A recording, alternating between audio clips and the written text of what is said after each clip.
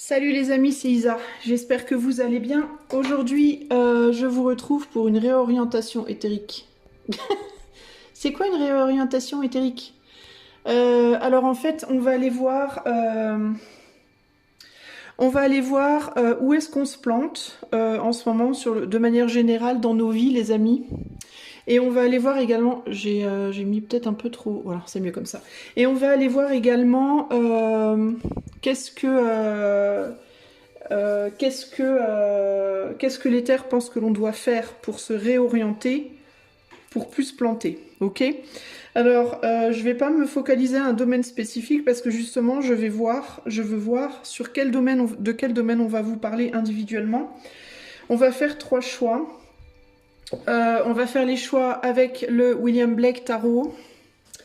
On va faire le tirage avec le tarot loi de l'attraction et j'ai oublié de le mettre, mais je poserai des questions aussi avec le tarot de Marseille Waite. Et ici, pour les conseils, ce sera le Wisdom of the Oracle. Ok les amis? Alors, on va commencer. Attendez, je vais sortir ce tarot-là. Voilà. Je vais mettre ça de côté. Voilà. On va commencer par tirer les cartes choix. Alors attendez, j'enlève ça. Alors, réorientation éthérique. Majeure à venir pour 3 choix. Alors, pour le groupe 1, pour choisir pour le groupe 1, on a le pardon. La carte du pardon qui est aussi la tempérance pour le groupe 1. Pour le groupe 2, on a le repos avec le 4 de science qui est le 4 d'épée. Et pour le groupe 3, on a peinture, l'enfant de peinture qui est le chevalier de coupe. Pour le groupe 3, ok?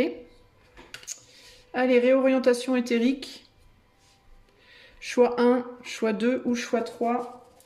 Je vous laisse regarder ça pendant que je range mon oracle William Blake. Et je vais commencer ensuite avec le choix numéro 1. C'est parti. Salut à toi, choix numéro 1. Si tu as choisi la carte du pardon, allez, c'est parti sans transition. On va tout de suite aller voir où est-ce que tu te plantes. Où est-ce que tu te plantes, choix numéro 1 dans ta vie à l'heure actuelle?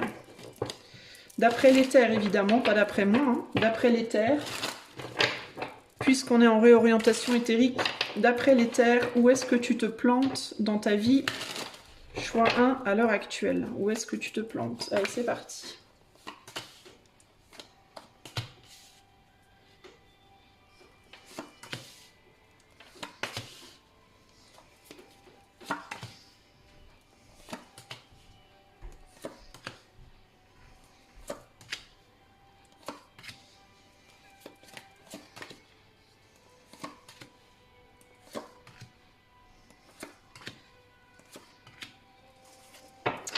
Voilà toutes tes cartes. En dos de jeu, nous avons la lune ou le soleil, je sais jamais. Je crois non, c'est le soleil, je crois. Je me plante tout le temps avec ce tarot-là, entre la lune et le soleil.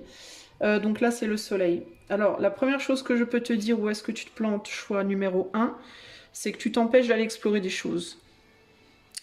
Tu laisses ton mental prendre le dessus sur toi en termes d'exploration. Tu te mets sous cloche, littéralement. Tu te mets sous cloche et tu t'empêches d'aller voir des choses nouvelles parce que ton mental tu te plagues, tu t'auto-plagues.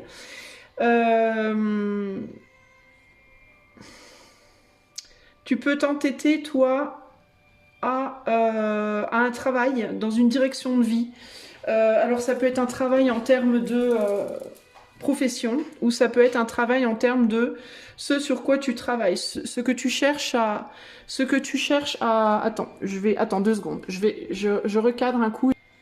Me revoilà, pardon, je voulais décaler un petit peu mon truc et comme c'est un pied de téléphone qui tremble, je voulais pas te donner la nausée. Alors, donc, tu t'entêtes un peu, toi, sur un travail que tu fais, que ce soit une profession ou que ce soit une œuvre de vie. Quelque chose que tu essayes de construire dans ta vie et que tu peux peut-être avoir du mal à construire. Y a cette idée de lutter, de lutter, de lutter pour ce que tu penses être juste.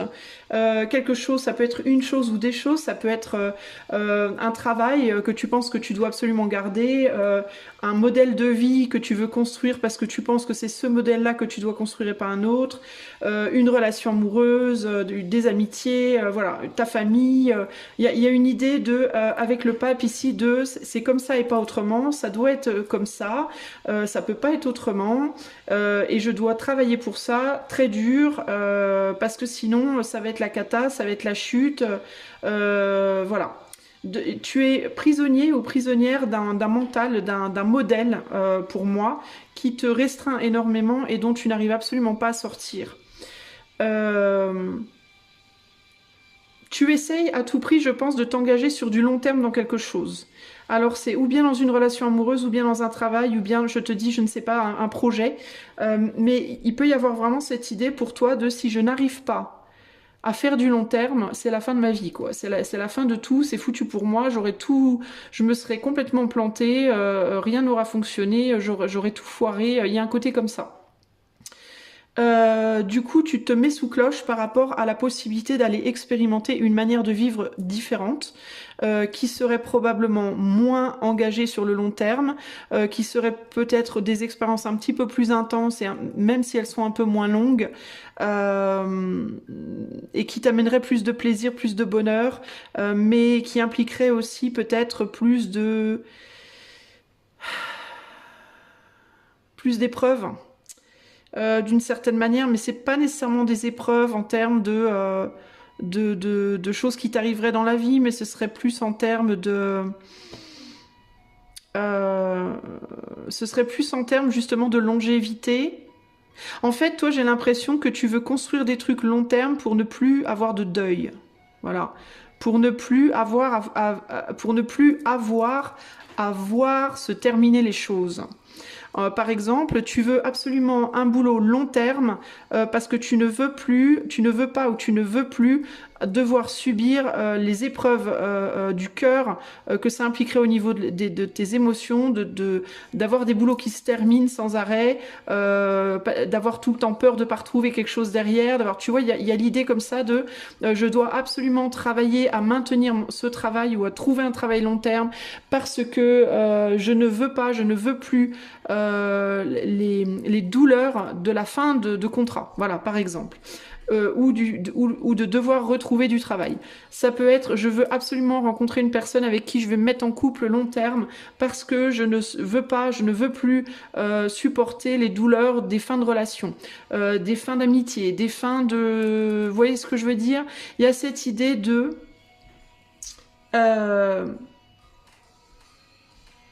J'ai l'impression que tu t'enfermes là-dedans, en fait. Tu t'enfermes dans...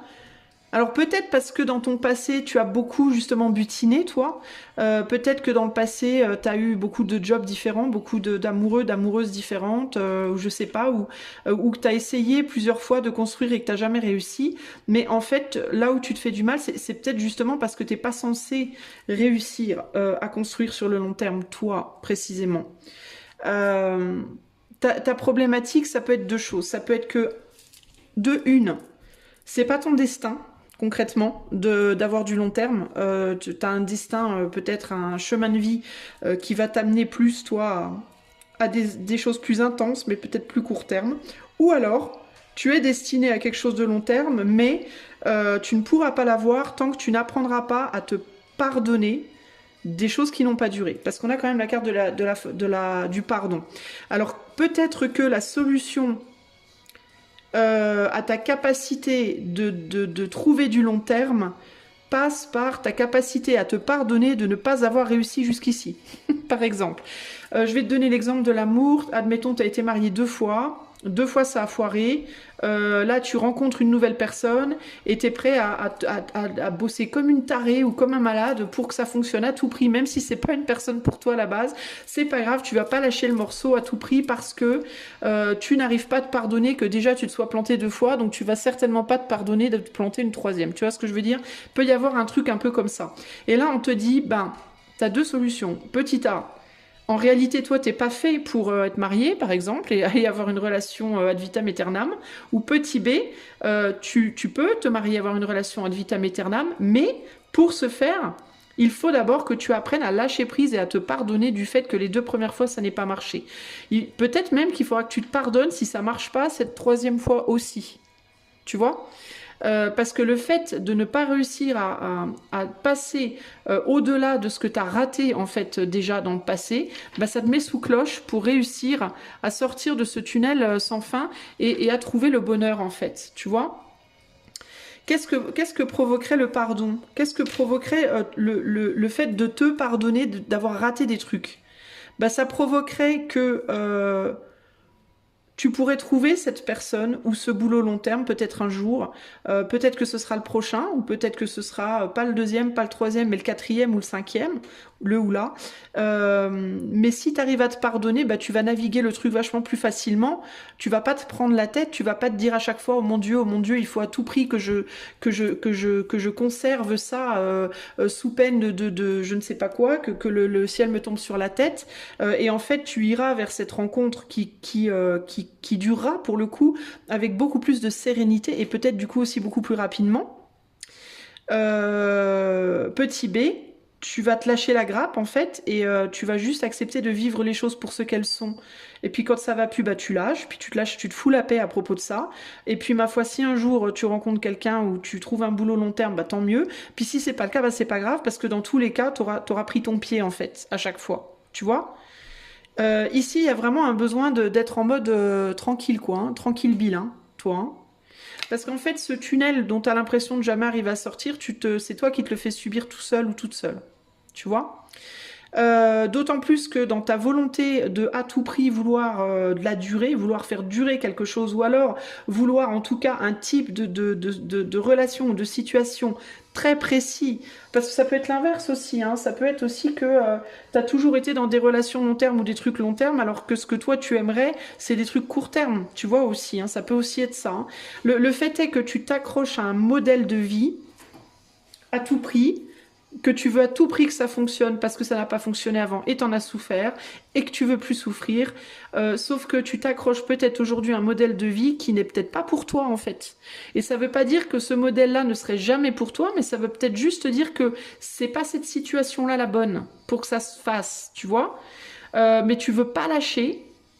Et peut-être que tu veux pas lâcher et tu te fais du mal pour arriver à un succès, quitte à ce que ce soit un succès bâti sur un château de cartes. Tu vois? Alors que si tu te lâchais la grappe, tu pourrais prendre le temps de trouver la vraie bonne personne pour ce projet-là, pour cette manière de vivre-là, le vrai bon boulot, le vrai bon endroit, etc., etc. Mais comme tu veux pas te lâcher la grappe, ben t'arrives jamais à trouver ce que tu cherches.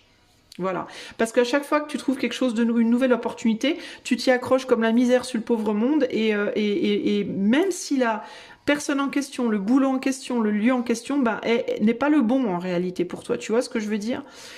Et tu peux du coup aussi, sans t'en rendre compte, enfermer avec toi des gens et les bloquer. Parce que tu veux à tout prix avoir raison, parce que tu veux à tout prix que ce soit comme ça et pas autrement, sans t'en rendre compte, tu peux même faire du mal à des gens autour de toi. Alors que si tu te lâchais la grappe, non seulement tu te lâcherais la grappe, mais tu lâcherais aussi la grappe des autres par la même occasion. Du coup, tout le monde serait libéré et chacun pourrait véritablement suivre son chemin de manière instinctive et de manière clairvoyante. Et ne pas aller vers des illusions, mais au contraire aller vers des réalités. Sauf que toi, tu te prends la tête sans arrêt sur non, mais moi, c'est comme ça, c'est comme ça, c'est comme ça que ça doit être, ça peut pas être autrement. Je ne me pardonne pas les erreurs passées, je veux pas recommencer encore une fois, j'ai pas envie que ça soit encore un échec. Il peut vraiment ici y avoir une peur de l'échec chez toi, une vraie peur de l'échec. Parce que tu as déjà eu des échecs avant et tu veux pas que ça recommence. Tu as un plan bien précis, une route bien tracée, tu veux absolument que ce soit comme ça. Sauf que du coup, tu fais du mal peut-être à des gens avec toi. T'as l'esprit complètement fermé, tu te mets des barrières tout seul, toute seule. Tout ça pourquoi? Bah, par peur que quelque chose se casse la figure en fait. Sauf que c'est le syndrome de... Enfin, c'est pas un syndrome, mais c'est exactement la situation de si tu aimes quelqu'un et que tu cherches à enfermer cette personne, plus tu vas chercher à enfermer cette personne, plus elle va t'échapper, paradoxalement. Alors que plus tu vas la laisser libre, cette personne, d'être qui elle est et de faire ce qu'elle veut, plus elle aura envie de rester vers toi, tu vois. Mais tout ça, c'est basé sur des énormes peurs de te planter parce que tu n'arrives pas à te pardonner de t'être planté auparavant, et peut-être qu'aussi tu n'arrives pas à pardonner des personnes de ton passé parce qu'elles ne sont pas restées avec toi, elles ont pas bossé avec toi comme toi tu voulais, ou alors toi tu te pardonnes pas de pas avoir pu convaincre, peut-être, j'en sais rien, il peut y avoir beaucoup de choses comme ça, et là on te dit il faut absolument que tu arrêtes, parce que tu es en train de te tirer dans le pied de ouf, en fait. Lâche-toi la grappe, lâche la grappe des autres, défige-toi de ce plan-là. Accepte que ce plan, il est peut-être pas bon pour toi et c'est ok en fait. Peut-être que c'est encore pas cette fois-là et puis peut-être que ça sera même pas celle d'après, puis peut-être même pas encore celle d'après. Mais un jour, tu trouveras le bon plan pour toi. Mais tu pourras le trouver que si t'arrêtes de le chercher, que si t'arrêtes de vouloir la gripper à tout prix en fait. Tu vois ? Il y a vraiment un besoin de te foutre la paix en fait, choix, hein, toi. Alors je vais demander qu'est-ce que les terres attendent de toi là, hein, on a vu attends, je vais regarder s'il y a d'autres choses qui me viennent. En fait c'est rigolo parce que j'ai l'impression que toi t'as peur de l'emprisonnement. Tu peux avoir peur de l'emprisonnement que les autres peuvent avoir sur toi aussi, mais paradoxalement tu t'emprisonnes tout seul ou toute seule. Donc c'est assez intéressant ce truc là. Toi, tu as peur de la souffrance. Et tu veux pas laisser les autres aussi... tu veux surtout pas écouter ce que les autres ont à dire aussi. Il y a un côté comme ça. J'ai ma manière de voir les choses et il est hors de question que j'écoute ce que les autres ont à me dire parce que les autres ne feront que causer ma perte. La seule possibilité, c'est que les autres causeront ma perte. Alors que c'est totalement faux. C'est totalement faux. Il peut y avoir une personne autour de toi ou plusieurs qui te le disent, qui te disent mais bon sang, mais arrête en fait. Si ça va pas, mais fais autre chose. Si t'es pas bien dans ce couple, eh ben lâche le couple. Si ça va pas dans ton boulot, ben arrête ce boulot aussi. Mais toi, tu veux pas. Non, non, non, non, et non, et non, et non. On a beau te dire et te redire et te redire, tu veux pas entendre, tu veux pas écouter, parce que t'as ça dans la tête et c'est pas autrement. Et t'as l'impression, tu vois, cet avion, c'est comme si t'étais le moteur de l'avion et que tu te disais, si je lève la cloche, l'avion se casse la gueule. Bah non, en fait, pas du tout.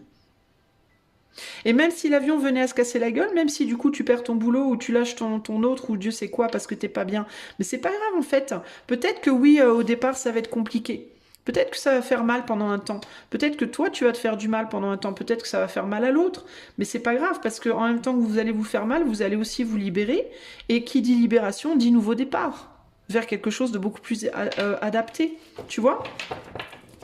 Et vous irez du coup vers le soleil et vers quelque chose de vachement plus agréable. Vous aurez de nouvelles possibilités qui vont s'ouvrir à vous du coup. Si c'est relationnel, d'un point de vue relationnel, il y a cette idée aussi de pas se dire que toutes les personnes que tu vas rencontrer seront nécessairement comme celles que tu as connues avant. Que pas toutes les nouvelles histoires qui arriveront dans ta vie ressembleront à celles que tu as avant, que c'est pas parce que ça a pas marché pendant 3 ou 4 fois que la 5e ça marchera pas, que c'est pas parce que t'es tombé sur 3 couillons ou 3 couillonnes que la 4e ce sera nécessairement un couillon ou une couillonne, etc., etc., etc. Tu vois, il y a un côté comme ça. Peut-être que ce que tu veux pas aussi, c'est t'engager dans une relation, justement. Dans certains cas, c'est ce que tu veux pas, c'est les trucs superficiels. Dans d'autres cas, ce qui te fait peur, c'est l'engagement. Pourquoi ? Parce que peut-être tu t'es engagé avant 1 ou 2 fois et ça a foiré. Donc tu es en mode, ah ben plus jamais. Mais alors que pourtant, tu vois, il est possible que tu gardes quelqu'un dans ta vie aussi, hein, plus ou moins prisonnier, hein. par peur que cette personne, peut-être cette personne, du coup, elle pourrait faire quelque chose de nouveau, peut-être, puis je veux pas que cette personne m'échappe parce que même si ça marche plus entre nous, ben, on est quand même encore plus ou moins ensemble et je peux quand même continuer à me dire que j'ai raison, enfin, tu vois, ou à maintenir maintenir quelque chose qui n'est pas maintenable, en fait, qui est déjà à moitié écroulé ou à peut y avoir ici une volonté de sauver des apparences, par exemple. Essayer de sauver des apparences, essayer de sauver les meubles, alors qu'il n'y a plus rien à sauver en réalité. Hein. Il peut y avoir ce côté-là, de peur que le bateau chavire complètement. Sauf que le truc que tu te rends pas, dont tu ne te rends pas compte, c'est que si le bateau chavire complètement, bah ça y est, c'est fini, on n'en parle plus, on peut aller reconstruire un nouveau bateau et c'est terminé. On peut enfin passer à autre chose, tu vois. À vouloir à tout prix garder, justement, garder une forme d'approximation, de bien-être, à tout prix, tu t'autorises pas la nouveauté, en fait. Qu'est-ce que l'éther attend de toi, choix numéro 1? L'éther attend de toi que tu avances. L'éther attend de toi que tu lâches ce qui te déçoit, voilà. Que tu lâches ce qui te déçoit et que tu ailles vers plus d'abondance dans ta vie. Si tu es dans un boulot qui te fait chier, pardon pour ma vulgarité toute pourrie, si tu es dans un boulot tout pourri et que les gens te traitent mal, que les gens te prennent pour un couillon, une couillonne dans ton travail et que tu es constamment déçu, bah arrête en fait et va chercher un autre boulot. Arrête de t'entêter en fait. Si tu es dans une relation amoureuse ou amicale ou familiale où tu es constamment déçu, où t'as pas ce que tu veux, ou je sais pas quoi, ça fonctionne pas, mais tu veux à tout prix pas lâcher parce que ce serait encore un échec, oh mon Dieu, oh my God, et ben arrête en fait, lâche cette relation et va chercher une nouvelle relation, une nouvelle amitié, un nouvel amour, va voir un autre membre de ta famille, je sais pas. Si tu es dans un endroit, une ville, un pays, un endroit où t'es juste pas bien, t'es juste malheureux, malheureuse, ben lâche cet endroit et va ailleurs en fait. Tu vois, il y a vraiment cette idée, mais en fait, arrête de t'entêter, quoi. L'éther attend de toi que tu abandonnes, en fait, véritablement, que tu abandonnes et que tu déclares forfait et que tu redémarres quelque chose, que tu ailles chercher ton abondance, qu'elle soit relationnelle, matérielle, financière. Coucou, choix 1, pardon. Alors moi je rigole trop parce que l'éther attend de toi que tu abandonnes, que tu déclares forfait, que tu ailles chercher et que tu redémarres quelque chose, que tu ailles chercher ton abondance. Et devine ce qui se passe. Plus de courant, pas plus de courant, plus de batterie. Donc tu vois, l'éther attendait de moi que j'abandonne, que je déclare forfait et que j'aille chercher de la batterie. Et que je redémarre quelque chose, la vidéo. C'est fort quand même, hein. Je te jure, c'est fort. Alors, on en était... donc voilà, je t'avais dit ça et j'avais sorti la carte, j'avais sorti une carte conseil et c'était donc la carte The Fates, les destins, la carte 17. Et je te disais, si le 17 est un nombre important pour toi, prends-le en compte. Mais ici, clairement, on te demande d'accepter le destin, ton destin, le destin des autres, le destin de manière générale. Alors, je vais te lire... qu'est-ce que je te lis Je vais te lire 2 messages, le message de l'oracle et le message de protection. Alors, le message de l'oracle te dit The Serenity Prayer sums up the meaning of this card. Donc, la prière de la sérénité, en fait, le sens de cette carte, c'est le sens de la prière de la sérénité, qui est Dieu, donne-moi la sérénité d'accepter les choses que je ne peux pas changer et le courage de changer ce que je peux et la sagesse d'en connaître la différence. Donc il y a des choses dans ta vie que tu ne pourras, sur lesquelles tu n'auras jamais le contrôle. La condition, on va dire collective by nature, ces conditions sont amenées par l'évolution du collectif par nature et par des expériences passées qui étaient en réalité destinées, déjà écrites par l'éther pour le plus grand bien du collectif et que tu ne peux pas probablement comprendre dans cette vie. Cela était sûrement dans tes cartes, clairement, et de comprendre pourquoi certaines choses se produisent. Mais tu peux accepter le mystère et travailler avec les choses qui sont dans tes circonstances présentes sur lesquelles tu peux avoir un pouvoir et aussi sur ce qu'elles peuvent t'apprendre. voilà la sagesse qui est contenue dans la prière de la sérénité. Le message de protection te dit, il est difficile de comprendre why painful things happen, pourquoi des choses dures arrivent à des gens bien. Le destin est un mystère après tout. Yet we have to do with cependant, nous devons faire avec nos circonstances personnelles. The way in which we respond to life, la manière dont nous répondons aux épreuves de la vie est celle dont nous apprenons à nous élever et à accueillir notre destin. Now is one of those times to be aware of. Donc il est temps maintenant que tu comprennes que tu n'as pas le pouvoir de changer certaines situations et que tu dois accepter cela. Patience, la vie ne fera qu'être mieux. Agis comme si tu croyais cela. Convainc-toi en fait de cela.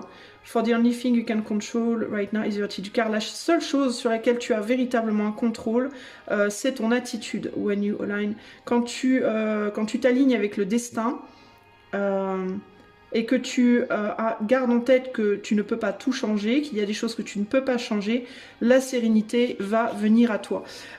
Ici, moi, il y a vraiment, ce que je ressens, c'est que tu essayes désespérément de changer des trucs que tu peux pas changer, que tu t'en veux de ne pas avoir pu changer des choses qui n'auraient pas pu, en réalité, être changées, et que par contre, tu ne fais pas, tu n'actes pas sur les choses que tu pourrais changer. C'est-à-dire que ce que tu peux changer, tu ne le changes pas, alors que tu pourrais le faire, et c'est ça que je te dis de faire là, que je te dis lâche, ce que tu peux lâcher, lâche-le et va sur un autre chemin, ose en fait, aie le courage en fait, aie le courage d'abandonner tes efforts sur des choses que tu ne peux pas changer, et aie le courage de mettre tes efforts sur des choses que tu peux changer. En gros, c'est ça l'idée. Donc on est bien dans une réorientation éthérique, c'est-à-dire que travaille sur ce sur quoi tu sais que tu peux avoir une influence, sur les choses sur lesquelles tu as beau t'entêter, il n'y a pas moyen, lâche l'affaire en fait, tu vois. Alors je vais te lire également la carte Forgiveness ce que cette carte dit, ce sera le mot de la fin. A trial and error blend of creative solutions to a problem of complex issues. Oula, attends. A trial and error blend, donc un mélange d'essais et d'erreurs. A trial and error blend of creative solutions. Un mélange de solutions créatives à un mélange d'essais et d'erreurs. À un problème avec des issues complexes. Bon, alors là, je ne sais pas comment traduire cette phrase, c'est un peu compliqué pour moi. Keeping things in proportion and proper balance by making needed adjustments. Donc, garder les choses en proportion et dans un bon équilibre en faisant les ajustements nécessaires. Managing your time and resources carefully. Manager ton temps et tes ressources avec intelligence et attention. Listening for inner guidance and tuning écouter ta guidance intérieure et t'aligner aux avis spirituels. Promoting forgiveness and healing, donc mettre en avant le pardon et la guérison. Being compassionate toward those around you, et avoir de la compassion pour les gens qui sont autour de toi. C'est important aussi parce que, encore une fois, il faut bien que tu comprennes aussi, choix 1, que quand tu t'entêtes à faire fonctionner des choses qui ne sont pas destinées à fonctionner, tu peux, par la même occasion, pas seulement te bloquer toi, pas seulement bloquer ton destin, mais dans certains cas, quand ces situations impliquent d'autres personnes, tu peux également, sans le vouloir, bloquer aussi le destin des autres personnes. Alors évidemment, ces autres personnes, elles ont leur part de responsabilité aussi de ne pas rester, mais disons que ça n'aide pas, quoi. Ça rajoute un blocage supplémentaire sur ces gens-là. Donc ici, il est possible que ce ne soit pas que toi que tu bloques, mais que tu bloques aussi des personnes autour de toi. Tu comprends? Donc, c'est pas que dans ton intérêt, c'est dans ton intérêt d'abord, mais aussi dans l'intérêt des autres, pour toi, de lâcher les efforts sur des choses que tu ne peux pas changer et de mettre tous tes efforts sur des choses que tu peux changer. Ok? Voilà pour toi, choix numéro 1. J'espère que ceci te parlera. Si tu veux que je te fasse la même ou un coaching intuitif ou une autre carte Mansi en privé, tu peux utiliser le lien de mon site qui est en barre de description. Moi, je te fais des gros bisous. Je te dis à très bientôt. Ciao, ciao! Salut à toi mon ami qui a fait le choix numéro 2, le choix du repos, le 4 d'épée, le 4 de science. Alors, quelle est la réorientation éthérique que l'on veut te donner à toi, choix numéro 2? En gros, sur quoi tu te plantes complètement? Et qu'est-ce que l'éther te demande de faire? On va voir après. Alors, choix numéro 2, sur quoi est-ce que choix 2 se plante radicalement? Alors, c'est dans votre vie de manière générale. S'il y a un domaine particulier qui ressort, je te le dirai. S'il n'y a pas de domaine particulier qui ressort, si je te dis rien de précis, c'est qu'il n'y en a pas. Ok? C'est qu'il faut tout que tu englobes. Alors, sur quoi est-ce que choix 2 se plante radicalement?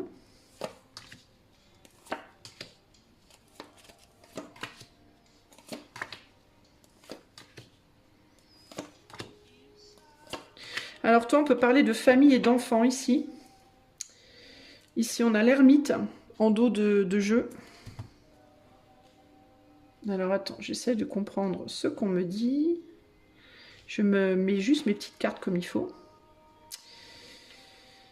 Alors toi, il y a quelque chose par rapport au fait d'avoir un enfant, peut-être, que tu sois homme ou femme d'ailleurs. Tu peux, toi, avoir un besoin d'enfant pour définir une famille, pour définir un lien. Il peut y avoir un... Attends. Il y a quelque chose par rapport au fait d'avoir un enfant ou de construire une famille. Ça, c'est clair et net. Et il peut y avoir une problématique de valorisation de soi dans sa capacité ou pas d'enfanter, dans sa capacité ou pas de s'occuper d'enfants, ou alors si c'est pas des enfants, ça peut être en termes de projet. De mettre au monde quelque chose, on va plutôt dire ça comme ça, de mettre au monde quelque chose, un enfant ou un projet, ok? Alors, qu'est-ce qu'on te dit? Attends, 2 secondes.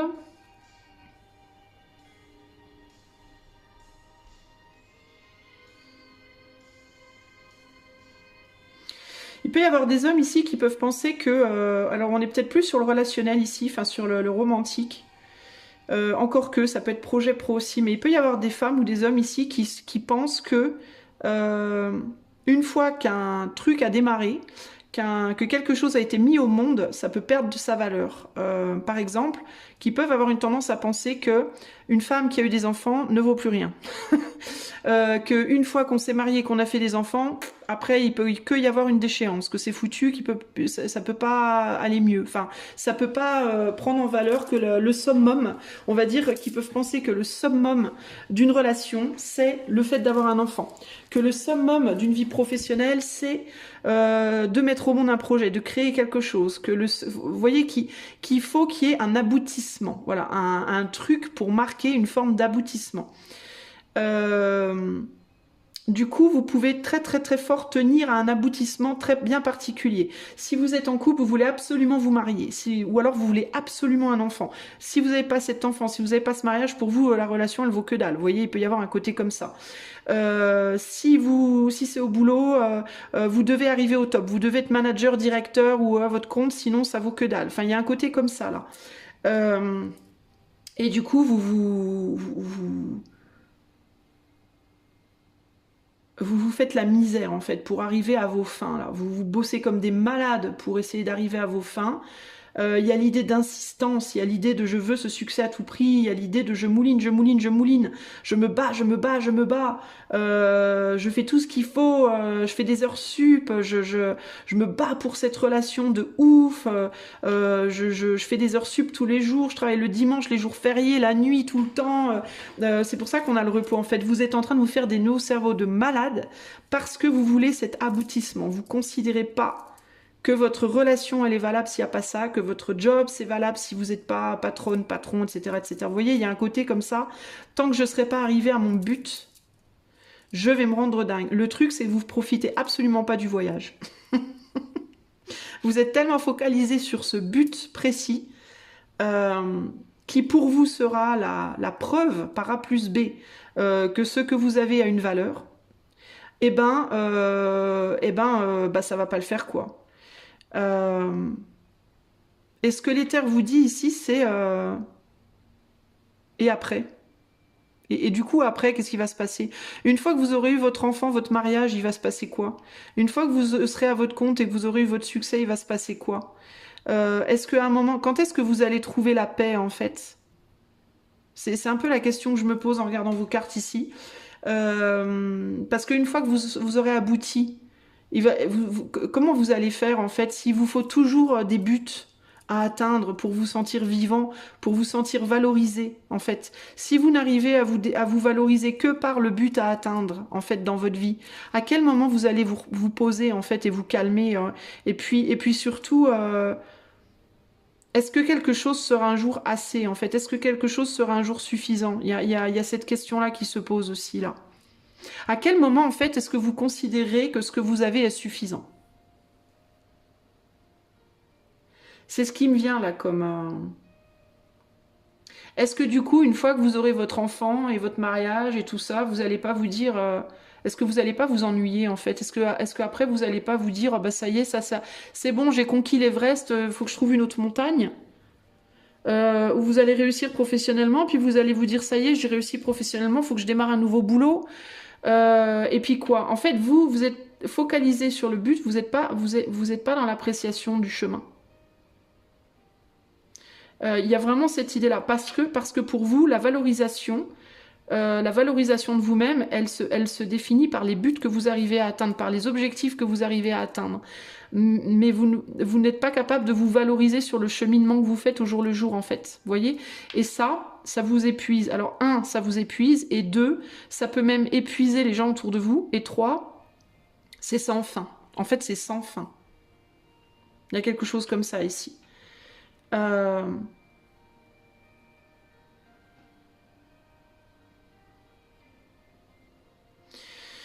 J'essaye de voir, parce que je sens qu'il y a d'autres choses, j'essaye de voir ce qu'on veut me dire d'autre. Il y a cette idée de changer tout le temps de place aussi, de ce... Combien de fois vous avez essayé, combien de buts vous avez déjà atteints, et combien de fois vous vous êtes lassé, puis combien de fois vous avez voulu changer aussi, il y a ça, cette idée. Vous brûlez trop vite. On est beaucoup dans la passion, dans l'excitation, dans l'agitation, dans le... Vous arrivez pas à... Comme le fait d'avoir un enfant, vous voyez, vous voulez... vous voyez l'acte sexuel, vous voyez la naissance de l'enfant, mais est-ce que vous profitez vraiment du temps où l'enfant est dans le ventre, par exemple? Vous voyez ce que je veux dire? Ou est-ce que vous considérez que vous êtes... Est-ce que vous, par exemple, vous avez tendance à considérer que vous êtes maman que quand l'enfant arrive? Qu'une fois que l'enfant est sorti du ventre. Mais avant ça, vous n'êtes pas maman. Après ça, vous n'êtes plus maman. Enfin, je sais pas. Ou alors vous êtes maman que s'il y en a un autre qui arrive, ou je sais pas. Vous voyez, il y a un côté comme ça, là. Il y a un côté comme si vous deviez être constamment occupé à quelque chose, sans quoi, occupé à conquérir quelque chose. Conquérir, mais ça peut être des petites choses comme des grandes choses, mais comme si vous n'arriviez à vous valoriser que par la conquête, en fait. La conquête de quelque chose, de quelqu'un, de... Voilà. Et si vous n'arrivez pas à conquérir, vous considérez que vous n'avez pas de valeur, que vous avez... que vous n'arrivez à rien, que tout est un échec, que c'est... alors qu'en réalité, la valeur, elle est dans tout ce que vous faites au jour le jour. Elle n'est pas dans le début et la fin. La valeur, elle est dans tout ce qu'il y a entre, justement. Vous voyez ?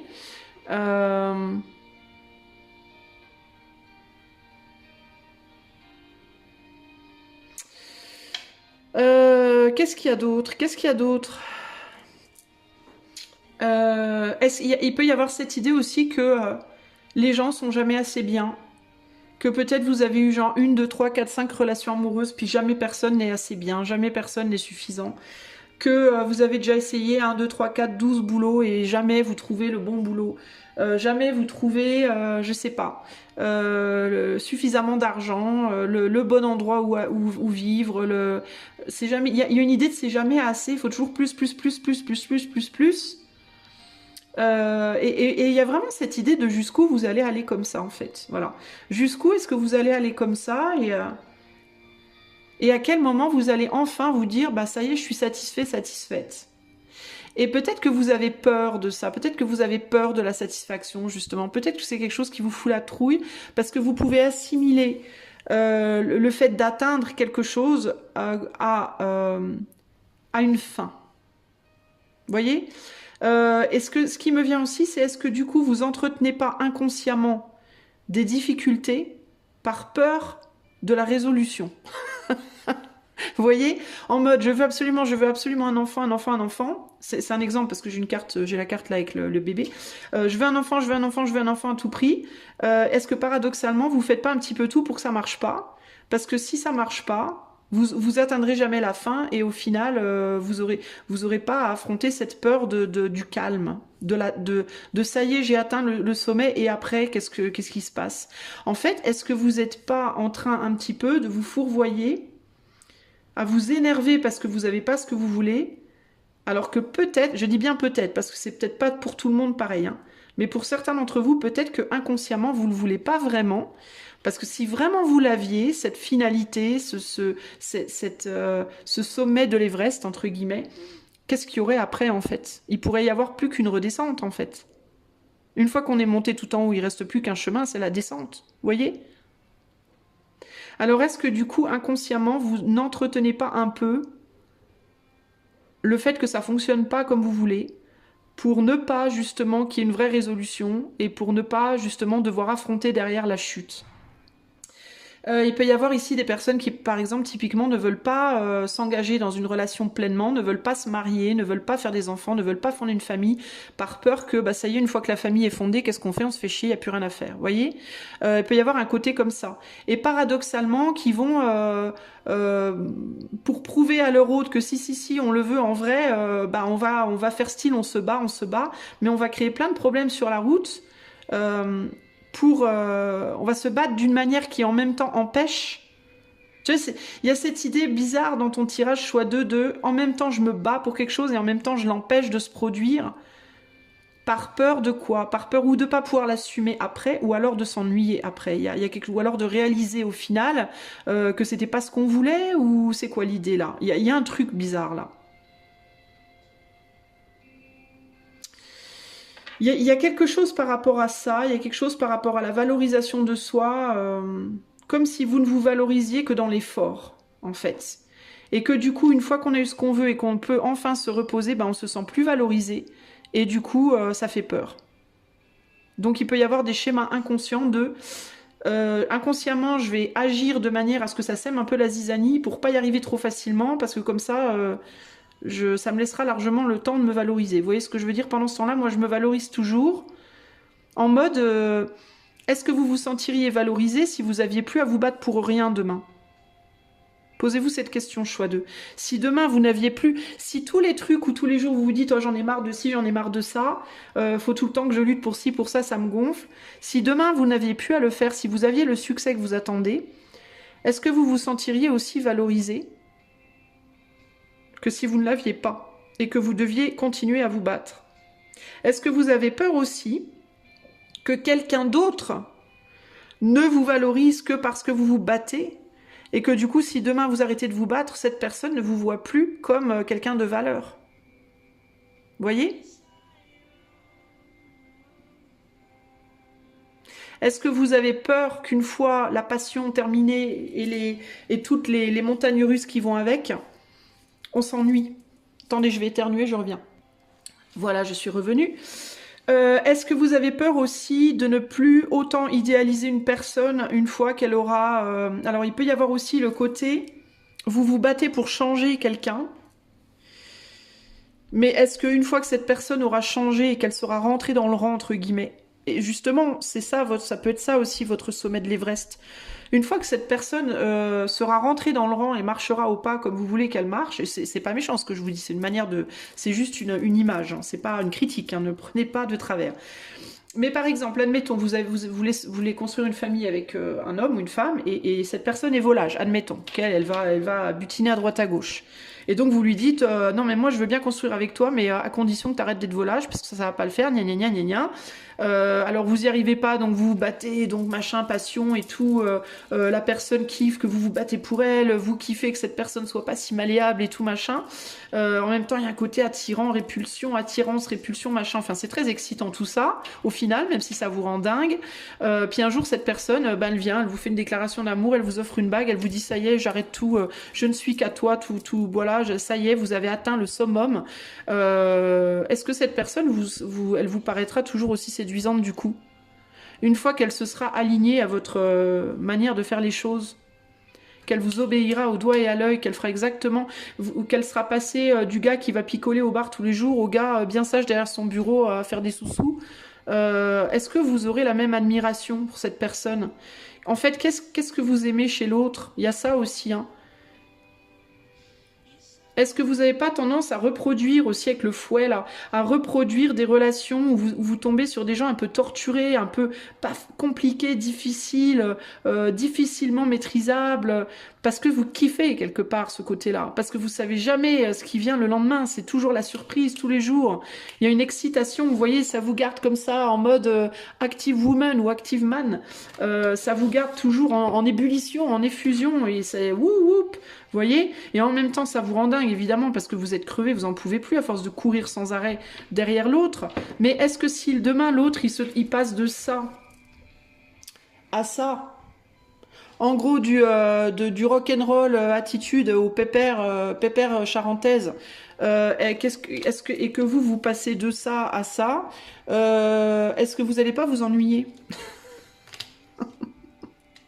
Vous voyez ce que je veux dire? Il faut vous projeter, essayez de vous projeter en fait, les amis du choix 2 là. Essayez de vous projeter en mode, ça y est, tout ce pourquoi vous vous battez, vous l'avez. Boum, tout est carré. Nickel. Pépère, il est derrière son bureau, Pépère ou Mémère, et alors Mémère à la cuisine, Pépère au travail.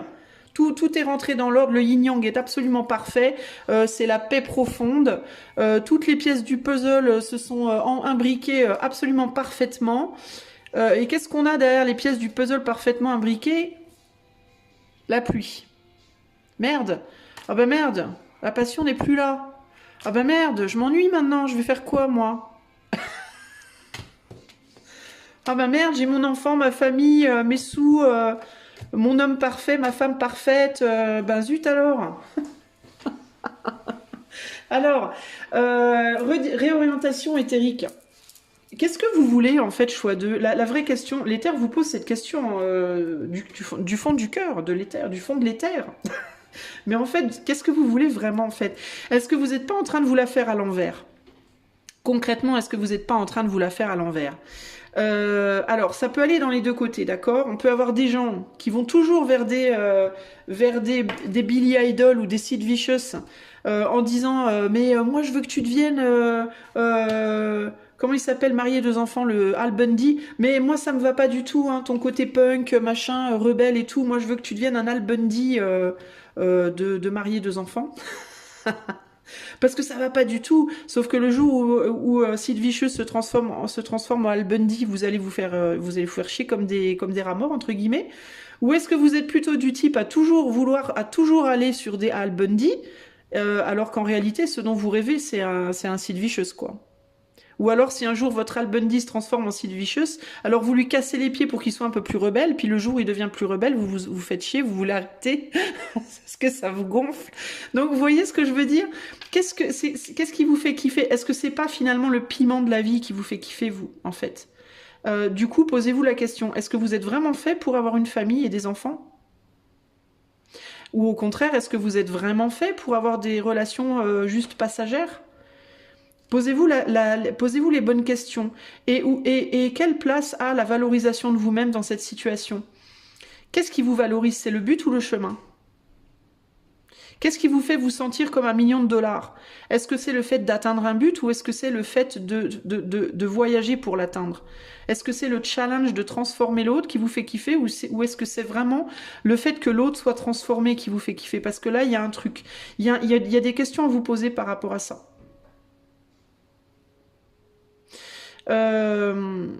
Parce que j'ai l'impression, ici, on a des gens qui se plaignent beaucoup, en fait, mais enfin, qui se plaignent beaucoup. C'est pas nécessairement que vous vous plaignez beaucoup, mais c'est que vous pouvez vraiment, vraiment vous fatiguer, en fait, et courir après quelque chose. Et il y a 99% de chances que le jour où vous aurez ce que vous voulez, ça vous gonflera, vous en aurez plus envie. Et vous réaliserez que ce qui vous a vraiment fait kiffer, c'est pas de l'avoir, en fait, c'est de vous battre pour ça. C'est le fait de vous battre pour l'avoir. Vous voyez? Et du coup, Sid Vicious ou Al Bundy, là, ils vaudront plus grand-chose au final. Donc, est-ce que dans l'histoire, quelle est la place de l'autre et quelle est votre place à vous? Est-ce qu'aussi, ce qui a de la valeur, c'est vraiment l'autre, ou est-ce que c'est plus vous, au final? Est-ce que c'est vous? Est-ce que c'est pour vous que vous vous battez vraiment, ou est-ce que c'est pour l'autre que vous vous battez vraiment? Est-ce que c'est... Voilà, tout ça, c'est des questions à vous poser. Moi, je peux pas y répondre ici, parce que je peux pas vous donner cette réponse véritablement, parce que il y a les deux scénarios possibles, dans un sens ou dans l'autre, vous voyez? Des gens qui vont que avec des gens, entre guillemets, casés, droits, très, voilà, on s'installe, on fait des mômes, tout va bien, machin, et qui essayent de les transformer en des rebelles parce qu'on manque d'excitation dans le couple, ou alors l'inverse, des gens qui tombent que sur des rebelles, puis qui essaient de les transformer en hommes ou en femmes parfaites, parce que y a trop d'excitation dans le couple, vous voyez. Mais il y a des schémas répétitifs, il y a cette idée de schéma répétitif, et la question à vous poser, les questions, c'est pourquoi vous vous battez? Et est-ce qu'au final, c'est vraiment l'autre qui vous intéresse, ou est-ce que c'est vous-même? Ou est-ce que c'est la manière dont vous brillez à travers l'autre qui est importante? Parce que si, par exemple, vous rencontrez un gars comme lui, là, qui est rebelle, qui couche à droite à gauche, qui picole, machin truc, et que vous vous dites, non mais, toi, je te kiffe trop, mais je veux que tu te transformes en ce gars-là, qui est bien l'homme parfait, on va dire, droit sous tout rapport. Parce que moi je veux ça en fait, je veux que toi tu sois que à moi, que pour moi, avec moi, voilà, qui est que moi dans ta vie, machin. Euh, Est-ce que vous vous valorisez de devenir cette personne, ou est-ce que vous vous valorisez de pouvoir lui dire un jour, je me suis battue comme une lionne pour toi, ou comme un lion pour toi? Personne d'autre a fait ça. Est-ce que c'est le fait d'y arriver, ou est-ce que c'est le fait de pouvoir vous dire à vous-même que vous vous êtes battu pour l'autre à fond, et que, vous voyez ce que je veux dire? Est-ce que vous vous valorisez à travers la difficulté finalement de changer l'autre, ou est-ce que vous vous valorisez dans le fait d'avoir eu ce que vous vouliez? Ouais. Enfin, tout ça, c'est des questions à vous poser, parce qu'il y a des nœuds là-dedans, les amis, du choix 2. Et c'est pas nécessairement que en amour, hein. Ça peut être au niveau du travail, hein. Je vous disais, ça peut être un enfant, là, la famille, mais ça peut être aussi des entrepreneurs. Des gens, par exemple, qui démarrent des entreprises sans arrêt, qui démarrent des business à droite, à gauche, mais qui sont jamais satisfaits. Voilà, j'ai fait un business de chaussures, un business de vêtements, un business de couche-culottes, un business de biberons. Mais à chaque fois, quand je commence le business, tout va bien, je me bats pour le business, tout va bien, puis une fois qu'il est monté, je me fais chier. Vous voyez, ben, c'est pareil en fait. C'est sûrement parce que c'est pas le bon business. Ben, ou alors c'est juste parce que toi, tu ne trouves ton kiff que dans la bagarre en fait. Ou inversement, d'accord? Ou inversement. Ou alors tu trouves ton kiff que dans la non-bagarre, entre guillemets. Tu vois, il y a vraiment une grosse réflexion à porter là-dessus, les amis. Est-ce que justement, alors on a le repos ici, le fait de se calmer, de se poser, est-ce que c'est pas ça qui vous fait peur en fait? Est-ce que vous n'êtes pas des flippés du repos? Est-ce que vous n'avez pas peur du repos? En fait, vous en mourrez d'envie, vous en avez grave besoin, mais vous en avez la trouille peut-être. C'est peut-être ça en fait l'idée. Est-ce que vous avez peur que si vous vous reposez, si vous arrêtez de vous battre pour quelque chose ou quelqu'un, de plus avoir de valeur? De plus rien valoir en fait? Parce que là, on a vraiment on a vraiment des... Regardez ces cartes, sérieux. Vous voyez? Et qui est-ce que vous valorisez plus ici? Et qui est-ce que vous valorisez plus là? Entre ces deux femmes ou ces deux hommes? Posez-vous des questions par rapport à ça. Qu'est-ce que vous valorisez plus? La femme d'affaires ou la femme de famille? L'homme l'homme enfant ou l'homme responsable, sérieux, sous tout rapport? Vous voyez? Et comment vous vous positionnez aussi par rapport à l'autre? Une fois que l'autre, il vous suivra comme un petit chien, est-ce que vous l'admirez autant que quand il sera rebelle? Et inversement. Vous voyez ce que je veux dire? C'est des questions à vous poser en fait, parce que si vous vous dites sans arrêt, mais moi j'en ai marre, je me rends dingue, j'arrive pas à avoir ce que je veux, je me bats, j'y arrive pas, gna gna gna gna. Mais la vraie question, c'est comment vous serez quand vous y arriverez en fait? Est-ce que inconsciemment, vous le faites pas un peu exprès de pas y arriver d'une certaine manière? Il est fort possible que vous ayez toutes les réponses sur comment y arriver, comment faire pour arriver à ce que vous voulez, mais que vous le faites pas, consciemment ou inconsciemment, parce que vous savez pertinemment que quand vous y serez arrivé, vous allez vous ennuyer.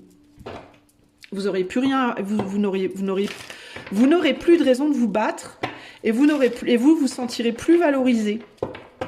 Il y a des gens qui sont addicts comme ça au malheur, entre guillemets. C'est pas méchant, encore une fois, c'est pas une critique, c'est pas du jugement, je dis pas ça par méchanceté. Mais il y a des gens qui se complaisent, qui aiment, qui sont addicts à la difficulté, à la tristesse, au malheur, aux ruptures, aux échecs.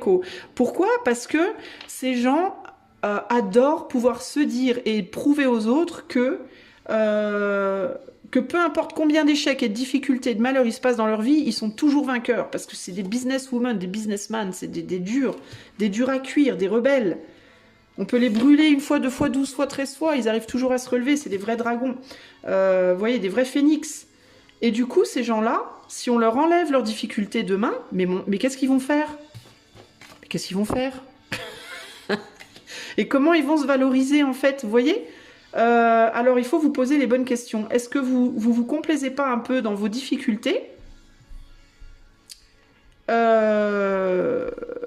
Parce que d'une certaine manière, le fait de lutter et d'y arriver, hein, de temps en temps, parce que des fois vous y arrivez, vous y êtes sûrement déjà arrivé 1 ou 2 fois dans votre passé, puis vous y arriverez sûrement encore dans votre futur, parce que c'est ça qui vous valorise en fait, vous. Vous voyez? Il y a des gens qui ne se valorisent que par la réussite, puis il y a des gens qui ne se valorisent que par l'échec. Et oui, il y a des gens pour qui l'échec est valorisant.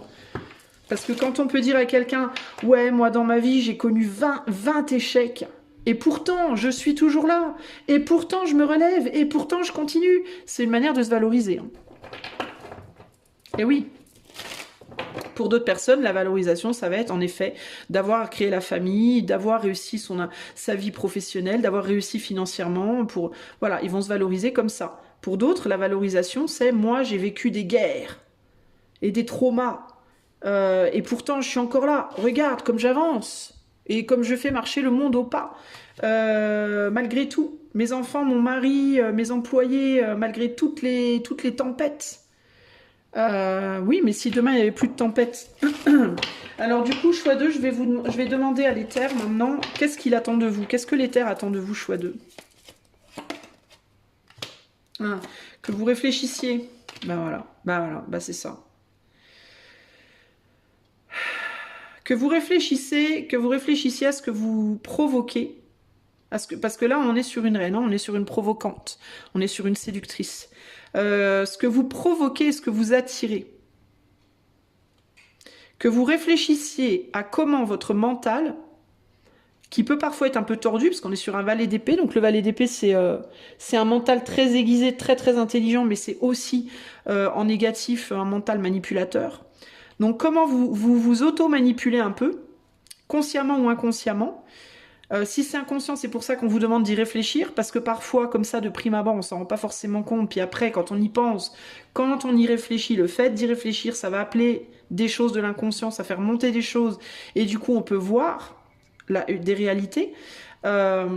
Comment vous provoquez des choses, et est-ce que vous attirez, comment vous pouvez provoquer ou attirer des difficultés dans votre vie afin de vous valoriser.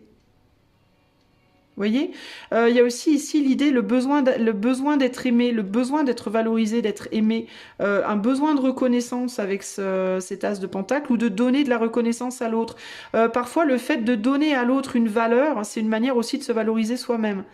Le fait de, par exemple, rencontrer une personne qui est, je sais pas moi, addict à quelque chose, et d'entamer une relation amoureuse avec un addict, ou une addicte, ou quelqu'un qui a des grosses difficultés de vie, en sachant pertinemment que ça va être très difficile, probablement très douloureux, parce que même probablement vous l'avez déjà fait, parce que là on a des schémas répétitifs, je redis, hein. De rencontrer toujours des alcooliques, de rencontrer toujours des addicts, de rencontrer toujours des codépendants, de rencontrer toujours des pervers de je sais pas quoi. Comment est-ce que votre mental vous manipule parce que vous êtes en recherche de reconnaissance, pour toujours tomber, pour toujours attirer à vous des gens comme ça? Parce que ce que vous allez faire du coup, c'est que vous allez réparer ces gens, parce que comme vous êtes très fort, très costaud, très forte et tout, vous allez réparer ces gens, et dans le fait de réparer ces gens ou d'essayer de le faire, vous allez vous valoriser. Alors évidemment, vous allez en chier, hein.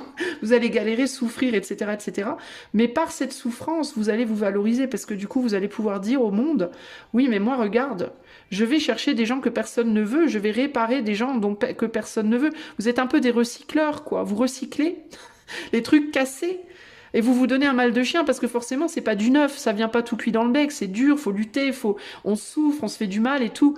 Oui, mais c'est comme ça que je me valorise, moi. Posez-vous les bonnes questions. Et qu'est-ce qu'on a derrière la lutte? Pour ou contre? Voilà. Ce que l'éther aimerait attendre de vous, c'est un questionnement. C'est de vous questionner sur pourquoi vous luttez, comment vous luttez, pourquoi vous luttez, et comment vous valorisez dans cette lutte, et comment vous valorisez l'autre dans cette lutte. Ou, si c'est pas une personne, le job, l'entreprise, entre guillemets, le sommet que vous essayez d'escalader, que vous essayez d'atteindre. Pourquoi vous faites les choses, comment vous faites les choses, vos vraies raisons, pas les raisons comme ça que vous allez donner de but en blanc, mais la raison derrière la raison.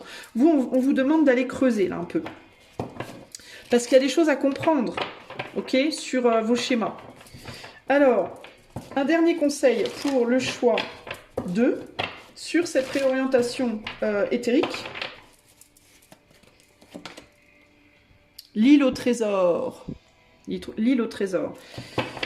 Alors, on a le numéro 9. Si toutefois ça vous parle, si c'est un nombre important pour vous, je vous invite à le prendre en considération. Alors, attendez, je cherche l'île au trésor, elle est là. Alors, je vais vous lire 2 messages, l'oracle et la protection. Alors, l'oracle te dit « You worked hard and acted upon your unwavering belief ». Donc, tu as travaillé dur et tu as agi sur ta croyance inébranlable dans l'abondance. Et soudainement, dans le feu de l'action, tu as atteint le jackpot. Tu as découvert la carte qui t'emmènera à ce trésor enfoui et qui te permettra d'atteindre ce potentiel illimité à l'intérieur de toi. What you must own now is your ability to recognize when X mark the spot. Alors, ce que tu dois faire maintenant, c'est être capable, ce que tu dois trouver maintenant, c'est ta capacité à reconnaître quand le X marque le point. X mark the spot, ça veut dire le X à l'endroit clé, en fait. Because some of these golden opportunities may be obvious. Parce que certaines de ces opportunités en or vont être évidentes, mais d'autres ne seront pas aussi apparentes, ne seront pas si évidentes. Fais confiance à ton intuition pour voir. To light your way now and you enter this truly prosperous way. Alors, trust your intuition to light your way. Alors, fais confiance à ton intuition pour éclairer le chemin maintenant et pour entrer cette phase de prospérité. Where all the long hard work navigating your inner life is now paying off. Alors quand tout ce travail intérieur, tout ce travail sinueux pour naviguer ta vie intérieure va enfin payer extérieurement. Dans tous les aspects de ta vie, en ce moment, vous avez de la chance. Don't forget to enjoy it. N'oubliez pas de l'apprécier et de la partager avec les autres, car les trésors que l'on partage multiplie la magie. Alors moi, j'entends surtout le message ici de trouver le trésor intérieur, pas extérieur justement, mais intérieur. Et il y a vraiment cette idée entre illusion, opportunité réelle et illusion. Donc moi, je pense qu'on te parle vraiment justement du travail qu'on vient de faire là.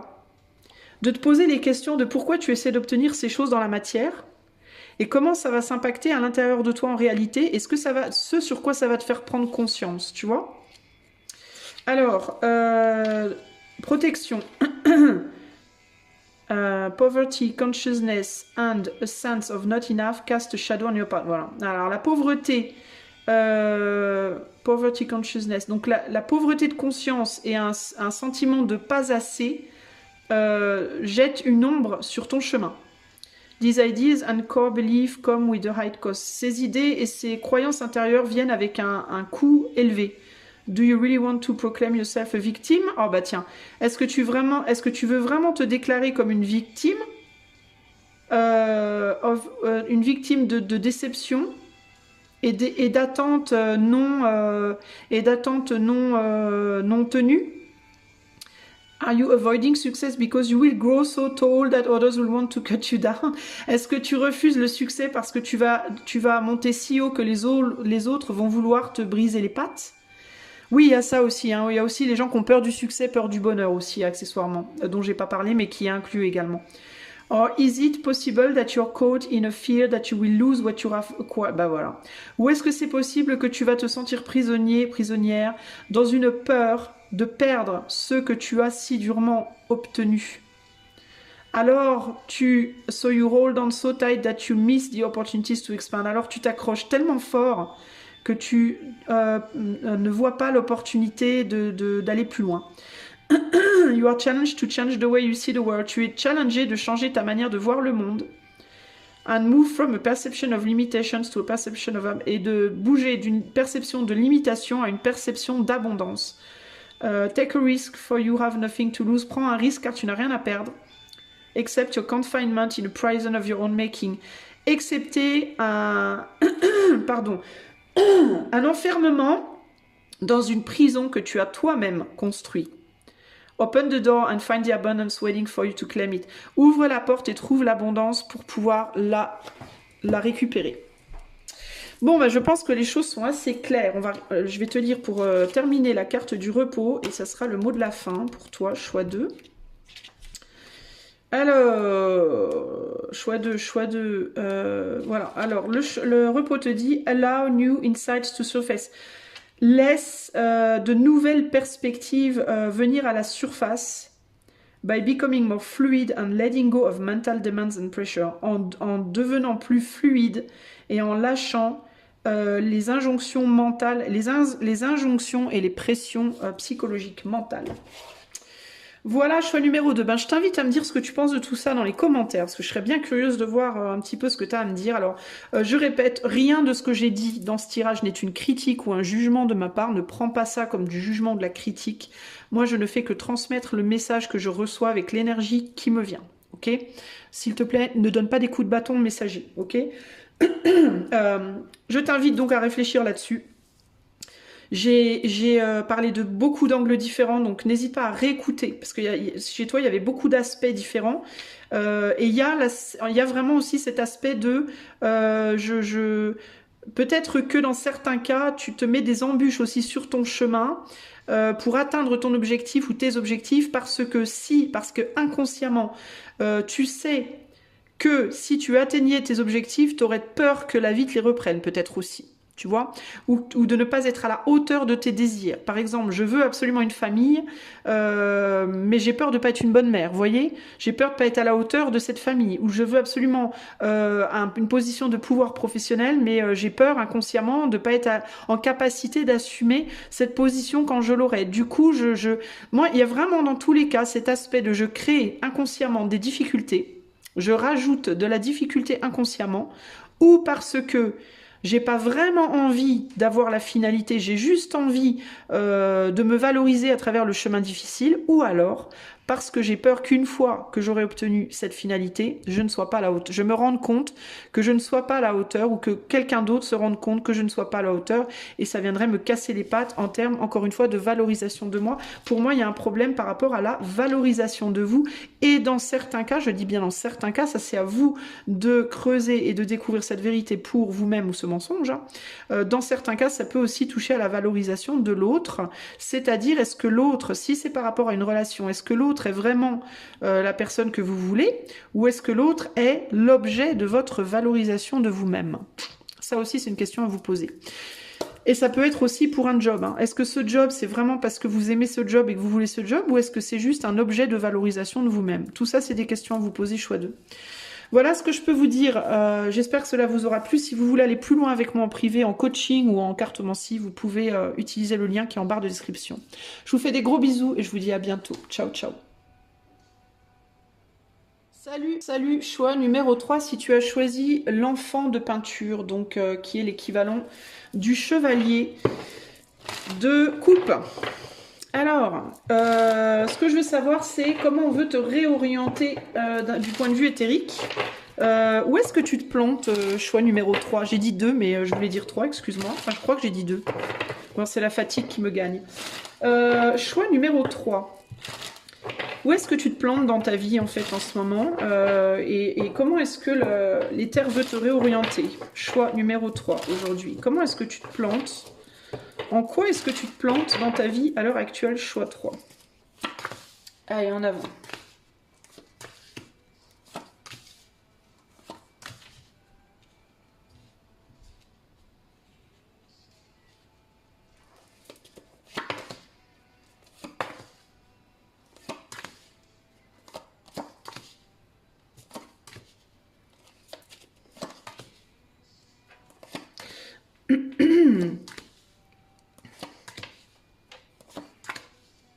Ok, alors on a en dos de jeu un beau roi de bâton. Enfin beau, tout est relatif. On a un roi de bâton. Tu sais, c'est la meuf qui est pas... Bon oui d'accord, je me tais. Cela ne nous regarde pas. Alors, voyons voir. Dans quoi tu te plantes, toi? Choix numéro 3. Attends, je cherche le fil. Hein.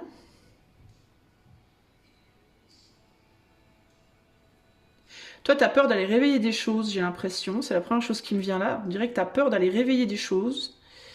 Ou on attend que tu réveilles des choses. Mais quoi?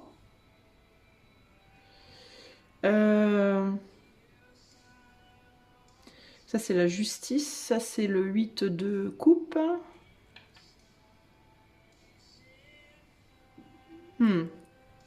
Je cherche le fil, je le trouve pas pour le moment. La seule chose qui me vient, c'est que tu as peur de réveiller des choses. Il y a l'idée qu'on t'attend pour quelque chose aussi. On attend que tu passes à l'action, on attend que tu transformes quelque chose.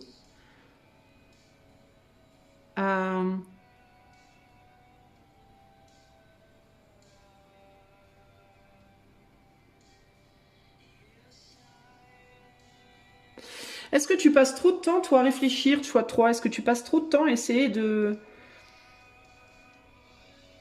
comprendre des choses? Est-ce que tu es trop dans le mental et que du coup, tu ne vis pas? Est-ce que c'est ça le problème? Est-ce que tu passes trop de temps à essayer de comprendre les choses et que du coup, c'est comme si pour toi, tout était trop bien défini. Trop bien séparé, trop bien délimité, trop bien cadré, je sais pas comment t'expliquer dans ta tête, ou que tu voulais définir, séparer, cadrer, comprendre, je sais pas quoi, mais que du coup tu ne vis pas. Il y a quelque chose comme ça ici. T'arrives pas à unifier ces deux aspects de ta personnalité, le cœur et l'esprit. Tu n'arrives pas à les unifier, tu es constamment en train de mesurer l'un face à l'autre, mais tu n'arrives pas à unir les deux en fait. Tu vois, il y a un truc comme ça. Tu peux être quelqu'un qui est beaucoup dans la comparaison, toi, aussi.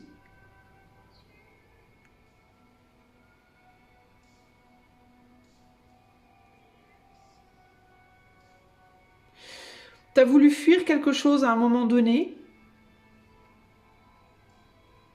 On me dit, tu as été joué avec le feu à un moment donné, tu as été joué avec quelque chose ou avec quelqu'un aussi à un moment donné qui t'a fait peur. Euh, Mais on dirait que tu veux pas. C'est bizarre parce que on dirait que tu veux fuir ça, mais en même temps tu fuis pas. Enfin, c'est vraiment bizarre. J'ai du mal à bien comprendre.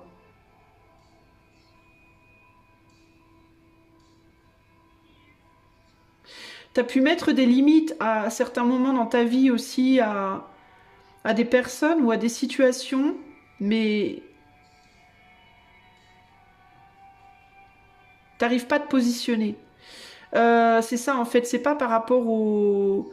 C'est pas au niveau des polarités, c'est au niveau de l'ombre et de la lumière pour moi. T'arrives pas à te positionner, t'arrives pas à décider...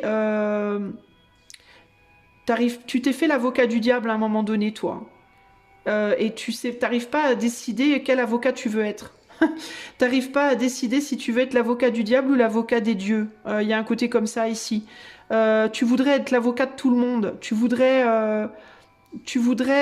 Anne, enfin, est-ce que c'est ouf en fait. Euh,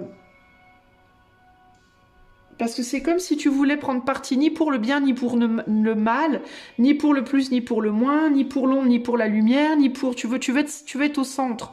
Tu veux être tout en même temps. Tu peux avoir des difficultés à choisir typiquement quel métier tu veux faire, quel genre de personne avec qui tu veux être, quel genre de personne toi-même tu veux être. Parce que tu vois le bien et le mal dans tout, en fait.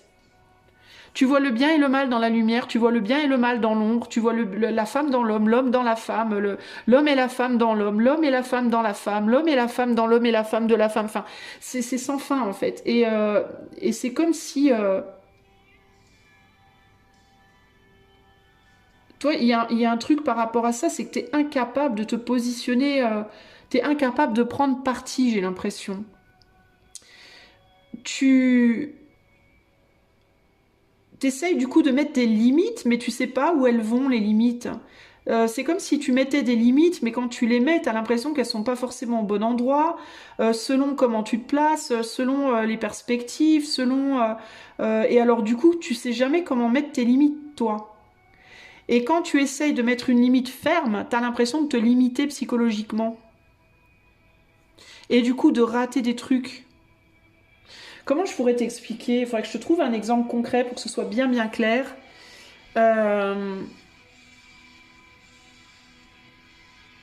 Typiquement, si tu devais être un juré dans un... On va prendre l'exemple puisqu'on a on a le pape en plein milieu. Si tu devais être un juré dans un jugement d'un quelqu'un qui a tué quelqu'un, par exemple, bah, tu serais capable de dire un truc du style oui, alors quand je me mets du point de vue de la victime, je vois bien que cette personne est coupable, l'autre personne est coupable parce qu'elle a fait du mal, parce que gna gna gna gna gna. Mais en même temps, quand je me mets du point de vue du meurtrier, je comprends aussi comment le meurtrier en est arrivé au meurtre, je comprends d'où il vient, son enfance, machin truc. Donc si on prend de ce point de vue mental, on peut voir que du côté de la victime, gna gna gna, mais du côté du meurtrier aussi, gna gna gna.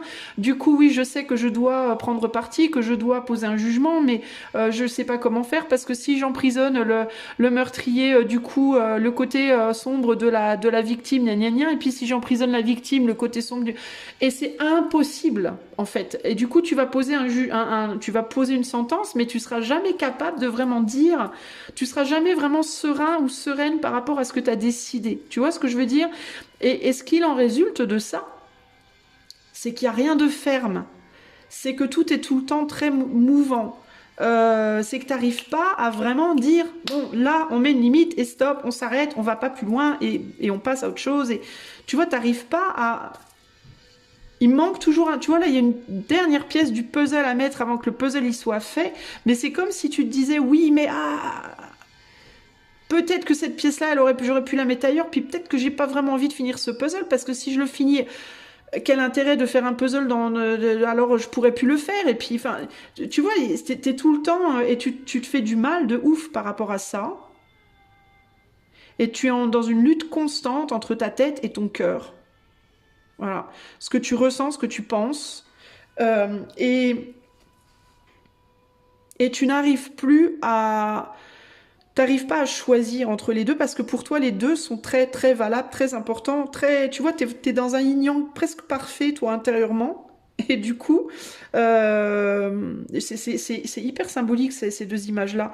Le yin-yang et là, le fouet. C'est comme si le fouet venait mélanger le yin et le yang. Et on arrivait à un gris parfait. Voilà. Mais du coup, qu'est-ce qu'on fait avec ce gris? Dans ce monde, en fait, c'est que toi, c'est comme si toi, t'étais un gris dans un monde de noir et de blanc. Et du coup, comment tu te positionnes? Comment se positionner quand on est gris dans un monde de noir et de blanc? Vous voyez, tu vois ce que je veux dire? Comment tu fais pour être le juge quand tu es entre la victime et le bourreau? Comment tu te positionnes? Comment tu fais pour être sûr de bien juger, en fait, tout le temps? Tu peux avoir le sentiment de tout le temps jouer les choses sur un coup de dé, en effet.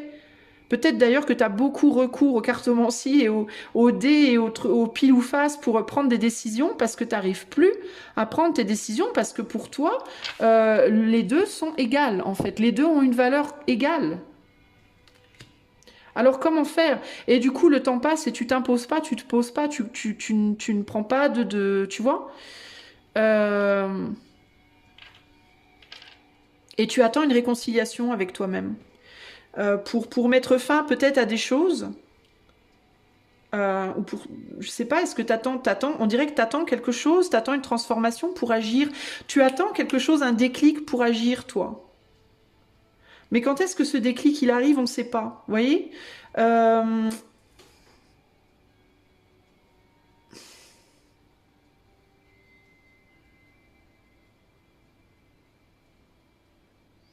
Typiquement, tu as pu mettre fin à une relation, là, et ne pas arriver à véritablement acter cette fin. Parce que tu peux penser que oui, mais il y a les enfants, oui, mais il y a ci, oui, mais il y a ça, et puis en même temps, est-ce que j'ai eu raison de mettre cette fin? Parce que d'un point de vue du mental, j'ai pas forcément raison, du point de vue du cœur, j'ai raison, puis l'autre, et puis, blablabla, blablabla. On se positionne dans 50 000 situations, facettes différentes, et on n'arrive plus à comprendre rien au final. C'est comme si tout s'auto-annulait, en fait. Tu peux être aussi typiquement une personne choix 3 qui trouve toujours des excuses à tout le monde, à tout et à tout le monde. Et qui du coup subit tout en fait, parce que tu peux être en mode bah j'ai subi ça, oui, mais parce que si, parce que ça, tu trouves toutes les justifications, tu trouves tous les bons angles, tout alors d'un côté c'est bien parce que t'es grave dans une recherche d'équilibre d'ombre et de lumière, donc c'est très noble, c'est très bien, mais d'un autre côté ça te maintient dans une position de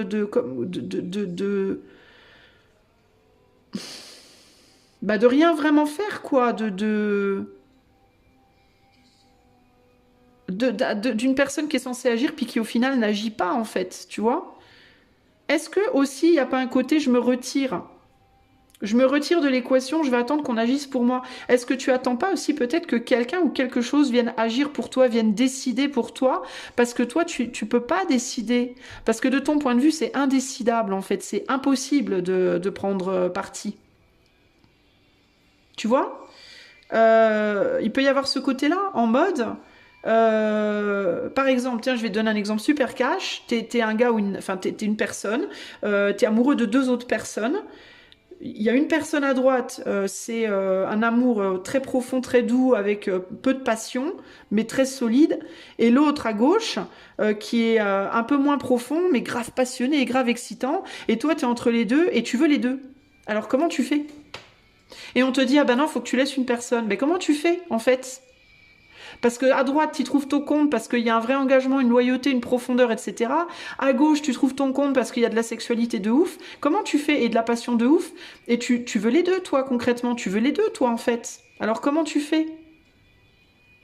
Donc tu peux être en mode, ben puisque j'arrive pas à faire, je ne vais rien faire en fait. Je vais attendre que quelque chose fasse pour moi. Je vais attendre que que les dés se lancent tout seuls. Je vais attendre que le destin, entre guillemets, décide de mon sort. Il y a un côté comme ça. Sauf que ce que l'éther te dit, c'est que, ben non, en fait, on t'attend. À quel moment t'arrives?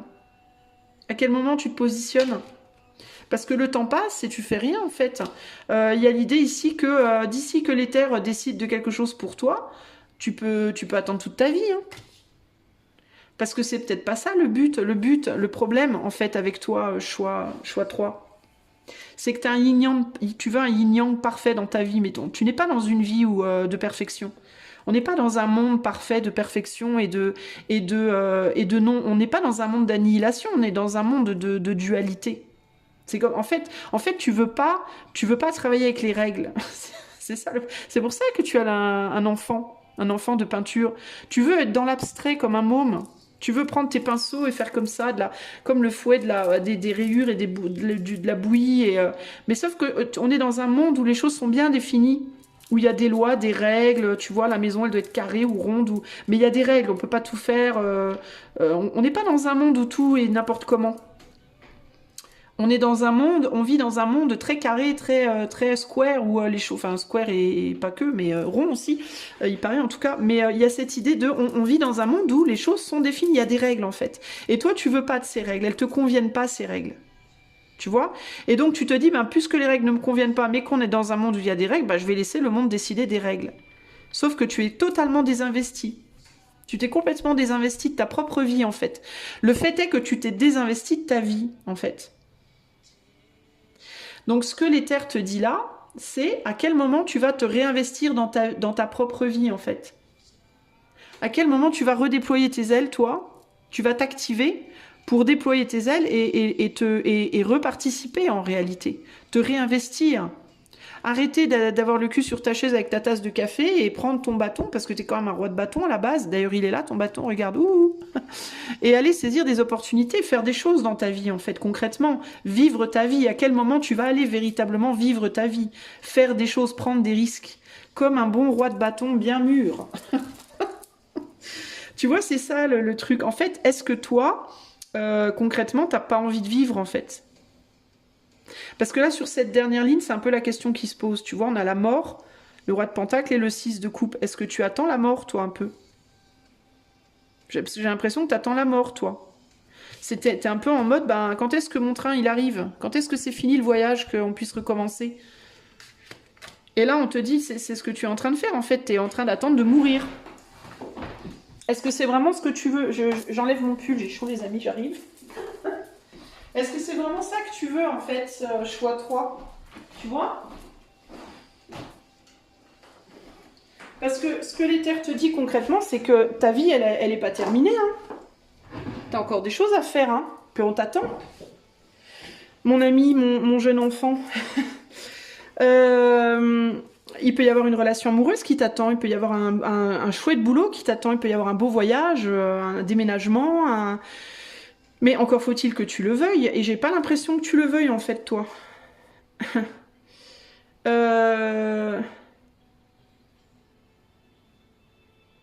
Et ça, c'est embêtant. Alors attends, j'essaie de voir si je vois autre chose.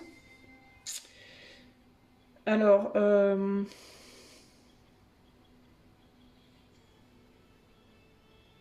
ouais, toi, il y a vraiment cette idée de j'ai vite envie d'aller à la fin, j'ai vite envie de terminer quelque chose là.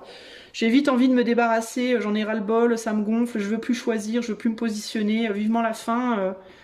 C'est ça, t'es monté dans le manège à la fête foraine et puis le manège te plaît pas au final et tu dis bon bah plutôt que juste d'essayer d'apprécier le tour du petit train là enchanté ou en chantier. T'es en mode ouais fais chier, moi je veux sortir, ça me gonfle, je veux aller dans l'autre là-bas, il est vachement mieux, ça a l'air plus excitant, vas-y c'est quand la fin et on te dit bah en fait plutôt que d'attendre la fin, tu peux pas essayer d'apprécier le voyage un peu qui te reste à faire. Tu vois, il y a un côté comme ça ici là. Tu fuis le monde toi. Tu voudrais aller dans un autre monde. Tu voudrais pouvoir t'en aller. Mais sans avoir à faire quoi que ce soit. Tu vois, c'est ça en mode, moi je veux que le monde se transforme, je voudrais que tout change dans ma vie, mais je veux rien avoir à faire, je voudrais que les choses se fassent pour moi. Je voudrais que les dés soient jetés, que quelqu'un décide pour moi, est-ce que ça sera la tête ou le cœur? Dans quelle direction je vais? Qu'est-ce que je dois faire? J'attends un déclic, j'attends qu'on me montre le chemin. J'attends qu'on m'ouvre une porte. Je ne veux pas, moi, avoir à le faire parce que quoi? Parce que j'ai trop peur de faire une erreur. C'est ça que t'as peur de faire le mauvais choix au final? T'as peur de te planter? Peut-être parce que tu ne te connais pas assez, mon cher chevalier de coupe. Peut-être que tu ne te connais pas suffisamment. Est-ce que c'est pas ça le problème? Est-ce que tu as été très très vite aussi dans la découverte de toi-même? Est-ce que tu n'as pas pris le temps de vraiment savoir qui tu étais? Puis, parce que si tu savais vraiment qui tu étais, bah, tu saurais vachement mieux ce que tu veux aussi. Tu vois? Est-ce que c'est pas ça le problème au final? Est-ce qu'il ne s'agirait pas que tu repartes à la découverte de ton propre être? C'est la question que je me pose ici. Avant de vouloir t'unir à quelqu'un d'autre, par exemple, est-ce que tu ne devrais pas commencer déjà à t'unir à toi-même? Savoir qui tu es. D'un point de vue mental et d'un point de vue du cœur. Est-ce que tu sais qui tu es dans ta tête et est-ce que tu sais qui tu es dans ton cœur?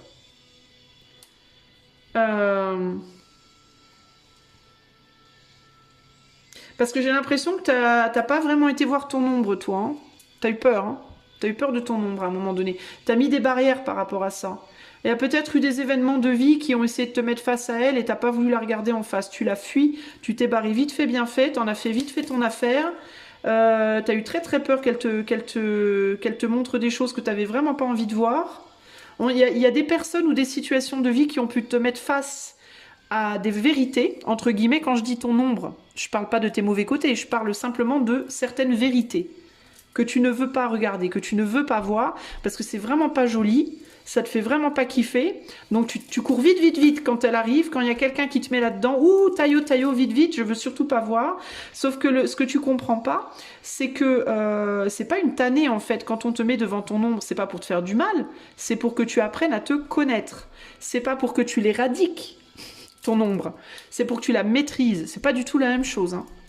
Le but du jeu, c'est pas de te barrer en courant, le but du jeu, c'est de la regarder, et d'être capable de lui dire, tu vois, le but du jeu, c'est pas de te dire, oulala, au secours, bah, taillot, barrons-nous, je vais mourir.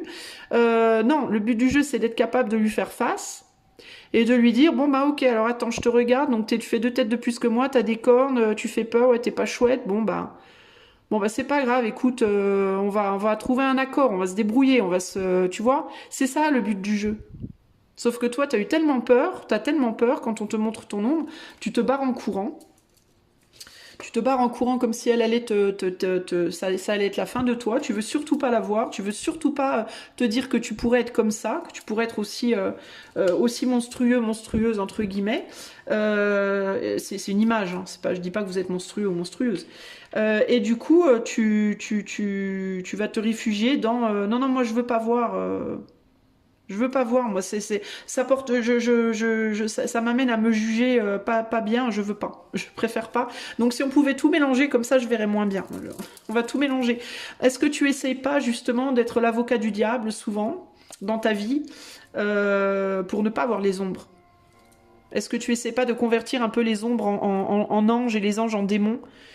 Comme ça, tu perds les limites et t'as plus à t'affronter. Si le monde autour de toi n'est pas si moche, alors tu n'es pas si moche, tu comprends?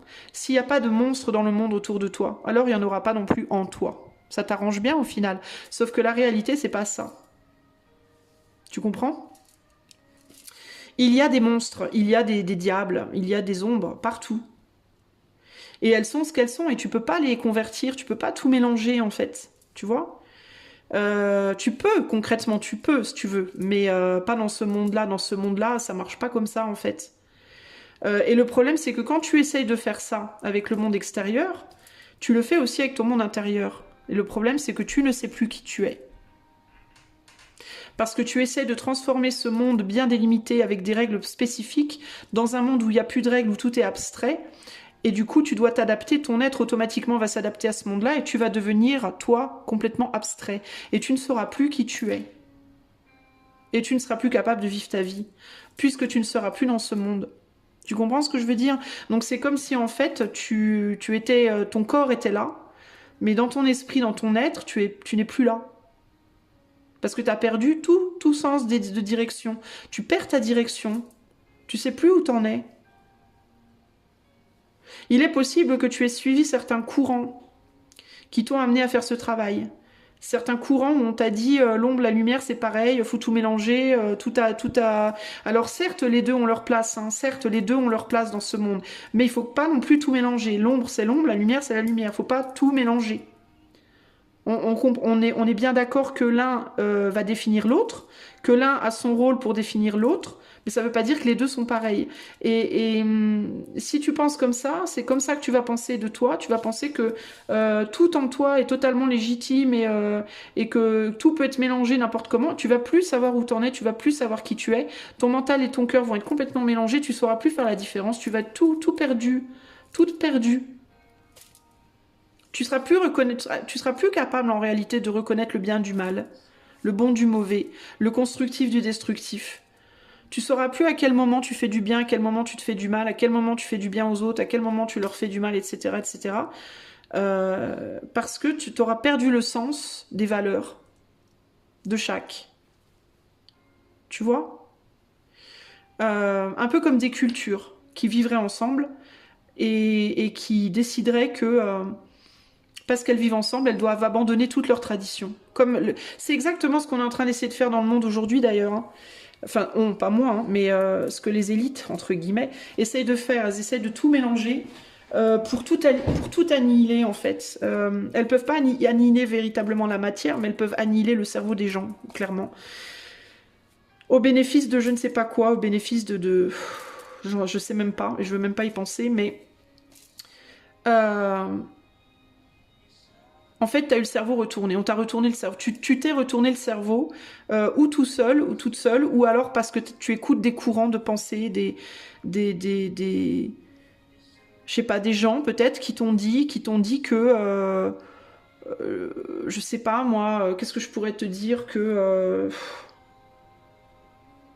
je vais prendre l'exemple de la sexualité, que le fait de coucher avec tout le monde, n'importe comment, n'importe où, n'importe quand, c'était bien, finalement, c'est bien, c'est génial. Moi, je pense que ça, c'est pas bien, par exemple, tu vois. Je pense que tout ce qui est en extrême, en fait, c'est pas bon, c'est destructeur. Je pense que ce qui est bien, c'est de garder l'équilibre, mais ça veut pas dire qu'il faut mélanger tout. Ça veut dire que dans l'ombre, il faut qu'il y ait un équilibre, dans la lumière, il faut qu'il y ait un équilibre, mais il faut pas tout mélanger, l'ombre et la lumière, tu vois. En fait, t'as tout... T'as mélangé les deux en un gris où tu sais plus où t'es, tu sais plus dans quel état tu es. Et du coup, ben, t'arrives plus à te positionner dans rien. Tu n'arrives plus. Et comme tu arrives plus, parce que t'es plus sûr de toi, du tout, bah t'attends que les autres se positionnent pour toi, ou que le monde, ou que les terres, ou je sais pas quoi se positionne pour toi. Et tu t'es totalement désinvesti de ta propre vie et de tes propres... tu sais peut-être même plus ce que tu veux au final, concrètement. C'est un peu comme un chewing-gum dans ta tête, tu sais plus trop où t'en es, parce que tu ne remets plus les choses vraiment à leur place. Tu peux être typiquement une personne qui va toujours chercher des excuses aux autres. Cette personne-là a abusé de moi pendant 10 ans.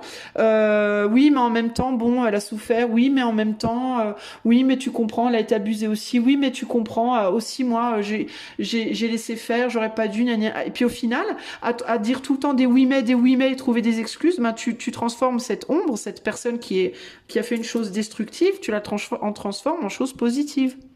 Parce que tu trouves des excuses à foison, ou tu te trouves des excuses à foison dans des trucs que tu fais alors que tu sais très bien que c'est pas ce qu'il faut faire, mais parce que tu trouves des excuses à l'ombre tout le temps, et ben au final, pour pas qu'elle te fasse peur, parce que si tu trouves des excuses, ça fait moins peur. Ou alors tu te dis peut-être qu'en trouvant des excuses, elle deviendra ta pote ou ton pote et que du coup ça ira mieux. Je sais pas, en fait, tu essaies de trouver des subterfuges pour avoir moins peur, et au final, tu ne vis pas. Voilà. Voilà. Voilà ce que j'y vois, toi, dans ton... Donc toi, on te dit, en fait, il faut que tu... C'est là où tu te plantes dans ta vie à l'heure actuelle, c'est là-dessus. Et il faut que tu apprennes à remettre des limites très fermes et très claires sur qu'est-ce qui est bon pour toi, qu'est-ce qui n'est pas bon pour toi, qu'est-ce qui est constructif dans ta vie, qu'est-ce qui est destructeur dans ta vie, et que tu arrêtes de trouver des excuses autant aux autres qu'à toi-même, parce que ça peut être aussi bien par rapport à ce que les autres font avec toi que par rapport à ce que toi tu fais avec toi. Et ça peut être aussi bien par rapport à des choses passées qu'à des choses présentes, qu'à des choses que tu pourrais vouloir faire plus tard. Une fois que tu auras bien remis toutes tes limites, tu y verras beaucoup plus clair et tu seras beaucoup mieux capable de décider où est-ce que tu dois aller et où est-ce que tu ne dois pas aller. Ok ? Il y a vraiment ces idées-là. Là, il se peut que tu doives quitter des choses de ton passé ou des choses dans lesquelles tu as été ou tu es, mais que tu n'arrives pas à te positionner sévèrement, à trancher véritablement, parce que tu trouves tout un tas d'excuses qui font que, alors qu'en réalité, on te dit, mais il n'y a pas d'excuses, en fait. Il n'y a pas d'excuses à trouver. Tu dois décider, c'est blanc ou c'est noir, ça peut pas être gris, c'est pas possible. Ce n'est pas possible. Si c'est gris, tu ne vis plus. Tu te désincarnes de tes responsabilités, de ta vie et de tout. Voilà, tu te désinvestis. Qu'est-ce que l'éther attend de toi, choix numéro 3 aujourd'hui, là? Enfin, aujourd'hui, en ce moment, quoi, dans ta vie. Qu'est-ce que l'éther attend de toi? En fait, t'as le chevalier de coupe parce que tu te comportes un peu comme un môme. Les gamins, tu sais, ils sont en recherche de limites. Un gamin, un enfant, par nature, est en recherche. Il attend qu'on lui mette des limites. Les enfants qui n'ont pas eu de limites quand ils étaient petits font n'importe quoi en grandissant.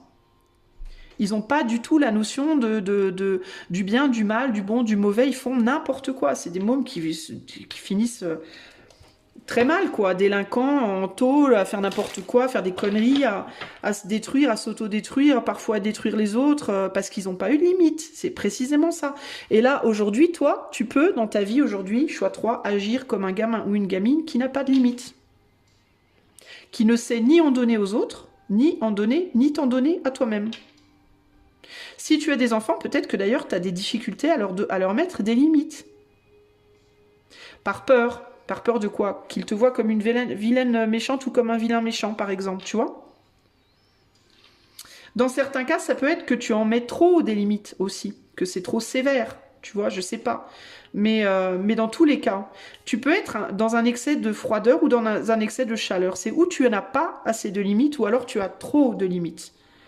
Tu vois, ça peut aller dans un sens ou dans l'autre. Quand il y a trop de limites, ça fonctionne pas non plus.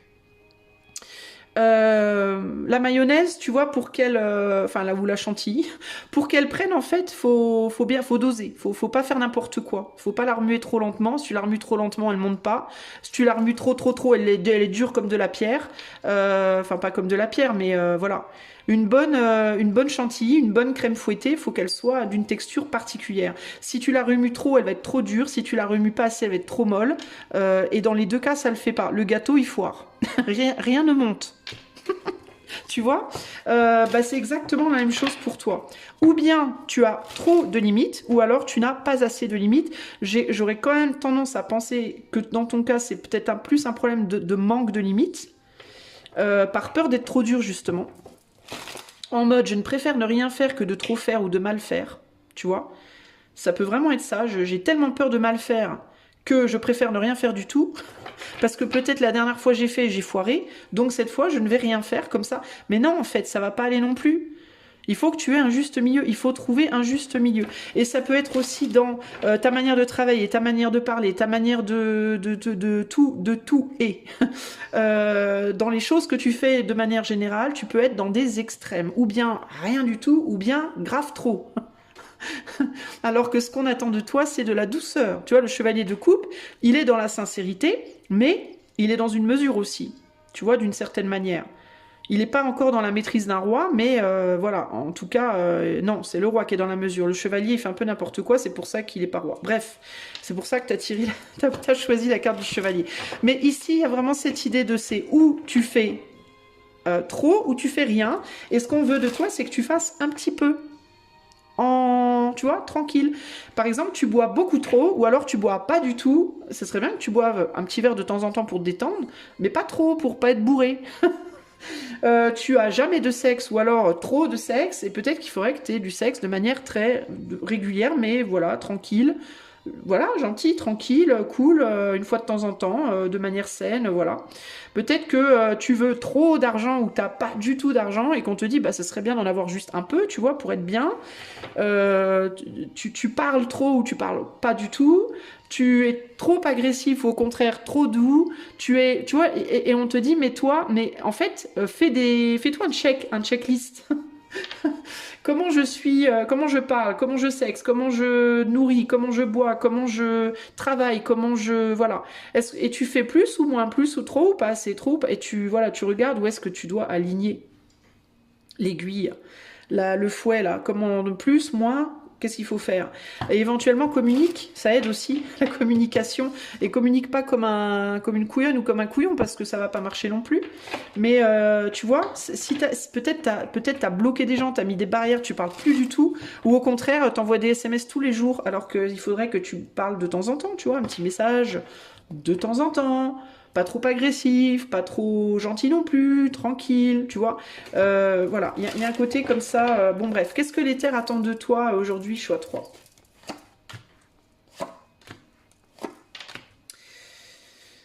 Les terres attendent de toi que tu arrêtes de te réfugier dans les jupes de maman et que tu ailles travailler sur les choses qui ont besoin d'être travaillées. Les terres attendent de toi que t'arrêtes de te planquer derrière les buissons et que tu oses, retourner vers ta souveraineté personnelle, que tu t'actives dans la matière, que tu t'actives pour retrouver ta souveraineté émotionnelle, la souveraineté de ton être, de tes désirs, de qui tu es, que tu arrêtes de fuir et que t'aies pas peur des réprimandes. Il y a un côté aussi, n'aie pas peur d'être réprimandé. On va pas te réprimander en fait, tu vois.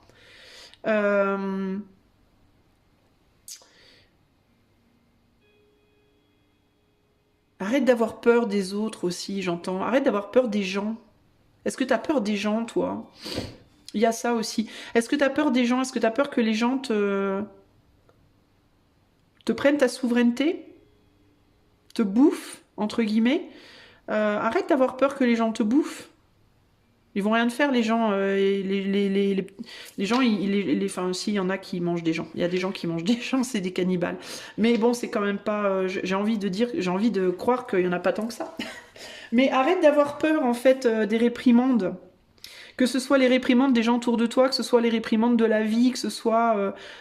si t'es réprimandé, c'est parce que tu dépasses des bornes. Et c'est pas grave. Si t'es réprimandé, bah tu dis, tu fais ton mea culpa, et puis voilà, terminé, on n'en parle plus. Tu feras mieux la prochaine fois. C'est un enfant qui se fait réprimander parce qu'il a mangé un bonbon de trop, ben, il va faire la tronche pendant une demi-heure, puis après il va oublier, il va passer à autre chose. Ben, tu fais pareil. Si tu te fais réprimander par quelqu'un ou par la vie, bah t'assumes. Tu dis bon, oui, d'accord, oui, ok, j'aurais pas dû, je l'ai fait, j'ai fait une connerie, voilà. Et puis c'est terminé, on en parle, et puis après voilà, c'est fini, on n'en parle plus, on passe à autre chose. T'apprends de ton erreur, comme tout le monde en fait, comme nous tous. Et puis après tu rectifies la barre, et puis c'est bon. Mais il vaut mieux en parler, il vaut mieux se faire réprimander. En fait, il vaut mieux prendre le risque d'être souveraine, quitte à se faire réprimander pour ça par la vie ou par les gens autour de nous, à tort ou à raison. Et puis, mais au moins avancer dans sa vie, faire quelque chose de concret, essayer d'avancer plutôt que de ne rien faire du tout. Parce que ne rien faire du tout, c'est mine de rien, c'est une paix, mais c'est une paix qui coûte cher, quoi. Ça te coûte ta vie, en fait. Ça te coûte qu'il t'arrive rien, que tu fais rien, que t'avances pas, que le temps passe et que rien ne se passe, tu vois. C'est un refus de vie, en fait. C'est dommage, quoi. Qu'est-ce que... Donc l'éther attend de toi que tu fasses face, en fait. Que tu affrontes, que tu arrêtes d'avoir peur de perdre tes acquis, de perdre qui tu es. Que tu arrêtes d'avoir peur, en fait. Tu vois, véritablement, que tu arrêtes d'avoir peur. Que tu laisses aussi derrière toi des gens qui valent pas la peine, qui savent peut-être pas ce qu'ils veulent non plus, et que tu ailles vers des gens qui sont peut-être pas si faciles, hein, mais qui au moins avec qui tu peux avancer, quoi. Hein? Que tu ailles vers des gens qui te traitent bien, qui s'occupent bien de toi, qui te valorisent, qui, même si c'est pas toujours facile, au moins sont dans la volonté au minimum de travailler avec toi, tu vois. Même si c'est pas simple, même s'il y a des embûches, même si parfois tu te plantes et que eux se plantent, mais qui au moins vont te dire oui, bon, au moins on en discute et on essaie d'avancer, plutôt que d'être avec des gens avec qui c'est peut-être plus facile, mais avec qui on peut pas vraiment discuter, ou alors si tu te plantes, bah, ils vont t'en vouloir à mort jusqu'à la fin de ta vie, ou tu vois. Va voir, en fait, puis il y a vraiment cette idée aussi de va voir les gens, parce que tu peux pas connaître quelqu'un si tu vas pas voir la personne, si tu échanges pas, si tu parles pas, si t'affrontes pas, si... Tu peux pas vraiment connaître les gens. Il peut y avoir aussi des faux semblants, des gens que t'as l'impression qu'ils sont comme ci, alors qu'en réalité ils sont pas du tout comme ça, enfin tu vois, c'est... Faut être un peu curieuse des gens et des choses, là, faut aller chercher, quoi. Va retourner des cailloux et regarde ce qu'il y a en dessous, quoi. Le conseil pour toi, choix 3. Ah... La loyauté du cœur. Va vers des gens vers qui tu es loyal et qui sont loyaux envers toi. Loyaux, pardon, pas loyal, loyaux, je sais plus. On s'en fout. On a 35, ça peut être un nombre important pour toi. Si c'est le cas, prends-le en compte. Sinon, c'est pas grave. Mais peut-être que tu oses pas aller vers quelqu'un d'ailleurs qui voudrait s'investir avec toi. Et t'oses peut-être pas aller vers cette personne parce que t'as peur de ne pas être loyal envers une autre, ou qu'elle soit pas loyale envers toi, ou qu'il soit... Enfin, je sais pas. Va vers les gens envers qui t'as de la loyauté et qui ont de la loyauté envers toi. Et si c'est pas simple de fonctionner avec ces gens-là, ben discute, communique. Dis-leur, je voudrais bien, moi, qu'on arrive à ce que ça fonctionne. Comment on fait ? Ouvre le dialogue, engage-toi, quoi. Fais des signes, fais des gestes, montre que t'es là, que t'as envie...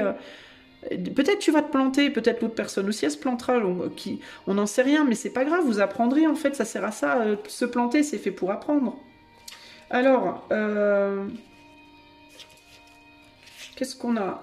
Je vais te lire 2 messages, je vais te lire le message de l'oracle et le message de protection. Alors le message de l'oracle te dit: Evidence of loyalty will appear in your life. Donc des évidences de loyauté vont arriver dans ta vie. Others will prove they are faithful to you and you will in turn commit fully to them. D'autres vont prouver qu'ils te sont fidèles et en retour tu vas t'engager avec eux. There is a sure and abiding certainty in your heart. Il y a une certitude sûre, une certitude sûre et inébranlable dans ton cœur. Know that spirit is always loyal to you. Sache que l'éther est toujours loyal envers toi. No matter the outer circumstances in your life. Peu importe les circonstances dans ta vie. Trust and have faith. Sois dans la confiance et la foi. For you are eternally loved. Car tu es éternellement aimé. Always divinely protected and divinely directed. Toujours divinement protégé et divinement dirigé. Bah dis donc. Alors, le message de protection. Are you stubborn or overly tenacious about an idea? Est-ce que tu es têtu ou tenace par rapport à une idée? Or have you become so attached to something that you just don't know how to let it go? Ou alors tu es devenu tellement attaché à quelque chose ou à quelqu'un que tu ne sais absolument pas comment t'en débarrasser. Could it be that it's become so much a part of you that you wouldn't know who you are without it? Bah voilà. Est-ce que c'est devenu tellement une part de toi que tu ne saurais même plus qui tu es sans cette chose ou cette personne? Now is the time to look at outdated beliefs. Maintenant, il faut que tu regardes à des croyances qui sont passées, qui sont... comment on dit, la date est passée. Bref. Old ideas, des idées anciennes, and misplaced loyalties, et des vieilles loyautés mal placées. Betrayal is only a signal that it is time to prune away all who don't deserve your trust and have no place in your life. La trahison n'est qu'un signal qu'il est temps que tu fasses tomber toutes les personnes qui ne méritent pas ta confiance et qui n'ont pas de place dans ta vie. Be new, think new, and open your heart to new things. Sois nouveau, pense nouveau, et ouvre ton cœur à des nouvelles choses. Let go of the old and all your attachments. Laisse tomber l'ancien et tous tes attachements. Spirit has awesome plans for you. Make some room. L'éther a des grands projets pour toi. Fais de la place. Je te le dis. Allez, on t'attend, on t'attend. On a enfant de peinture. Alors, qui va te dire quoi? Quelle heure est-il? 15h44, la vache, faut que je me dépêche. Bon, cette vidéo ne sera mise en ligne que demain. Alors, enfant de peinture, si j'arrive à trouver la page... où est la page? Oh, évidemment, c'est la seule que j'arrive pas. Ah, ça y est. Alors... Now is the time to experiment with processes and materials. Il est maintenant temps d'expérimenter avec les processus et les matériaux. Taking great pleasure in what you learn and create. Et prendre du plaisir avec ce que tu apprends et ce que tu crées. Donc n'hésite pas. En gros, le message pour toi ici, clairement, choix 3, c'est n'hésite pas à être curieux, curieuse, à te lancer, à tenter, à aller vers le nouveau, vers la création, vers les nouveaux commencements, vers l'inconnu, vers... voilà. Et s'il y a des personnes loyales dans ta vie, fais la part des choses entre la vraie loyauté bienveillante, constructive et en laquelle tu peux avoir confiance, et la loyauté un peu, on va dire, un peu teintée de bof-bof, de trahison, de pas cool, de, tu vois. La loyauté, on va dire, comment on dit, intéressée, tu vois, ça c'est de la loyauté qui pue un peu. Donc fais bien la part des choses entre une loyauté de dépendance, d'intérêt, de codépendance, de teintée d'ombre, justement, un peu trop, et la vraie belle loyauté lumineuse en mode on peut toujours compter sur toi ou sur l'autre parce qu'on l'aime, parce que voilà, et pas parce que oui, il y a des intérêts financiers, il y a des intérêts machin truc, non. Fais bien la part des choses dans les loyautés, justement. Fais bien la part des choses entre l'ombre et la lumière, ce qui construit et ce qui détruit. Voilà. Retrouve tes repères et passe à l'action, en fait. On t'attend, vraiment, on t'attend, là. Allez, hop, hop, hop, en avant. Voilà pour toi, choix 3. J'espère que ça t'aidera. Si tu veux un coaching avec moi ou si tu veux une cartomancie avec moi, tu peux utiliser le lien de mon site qui est en barre de description. Moi, je te fais des gros bisous et je te dis à bientôt pour de nouvelles aventures. Ciao, ciao!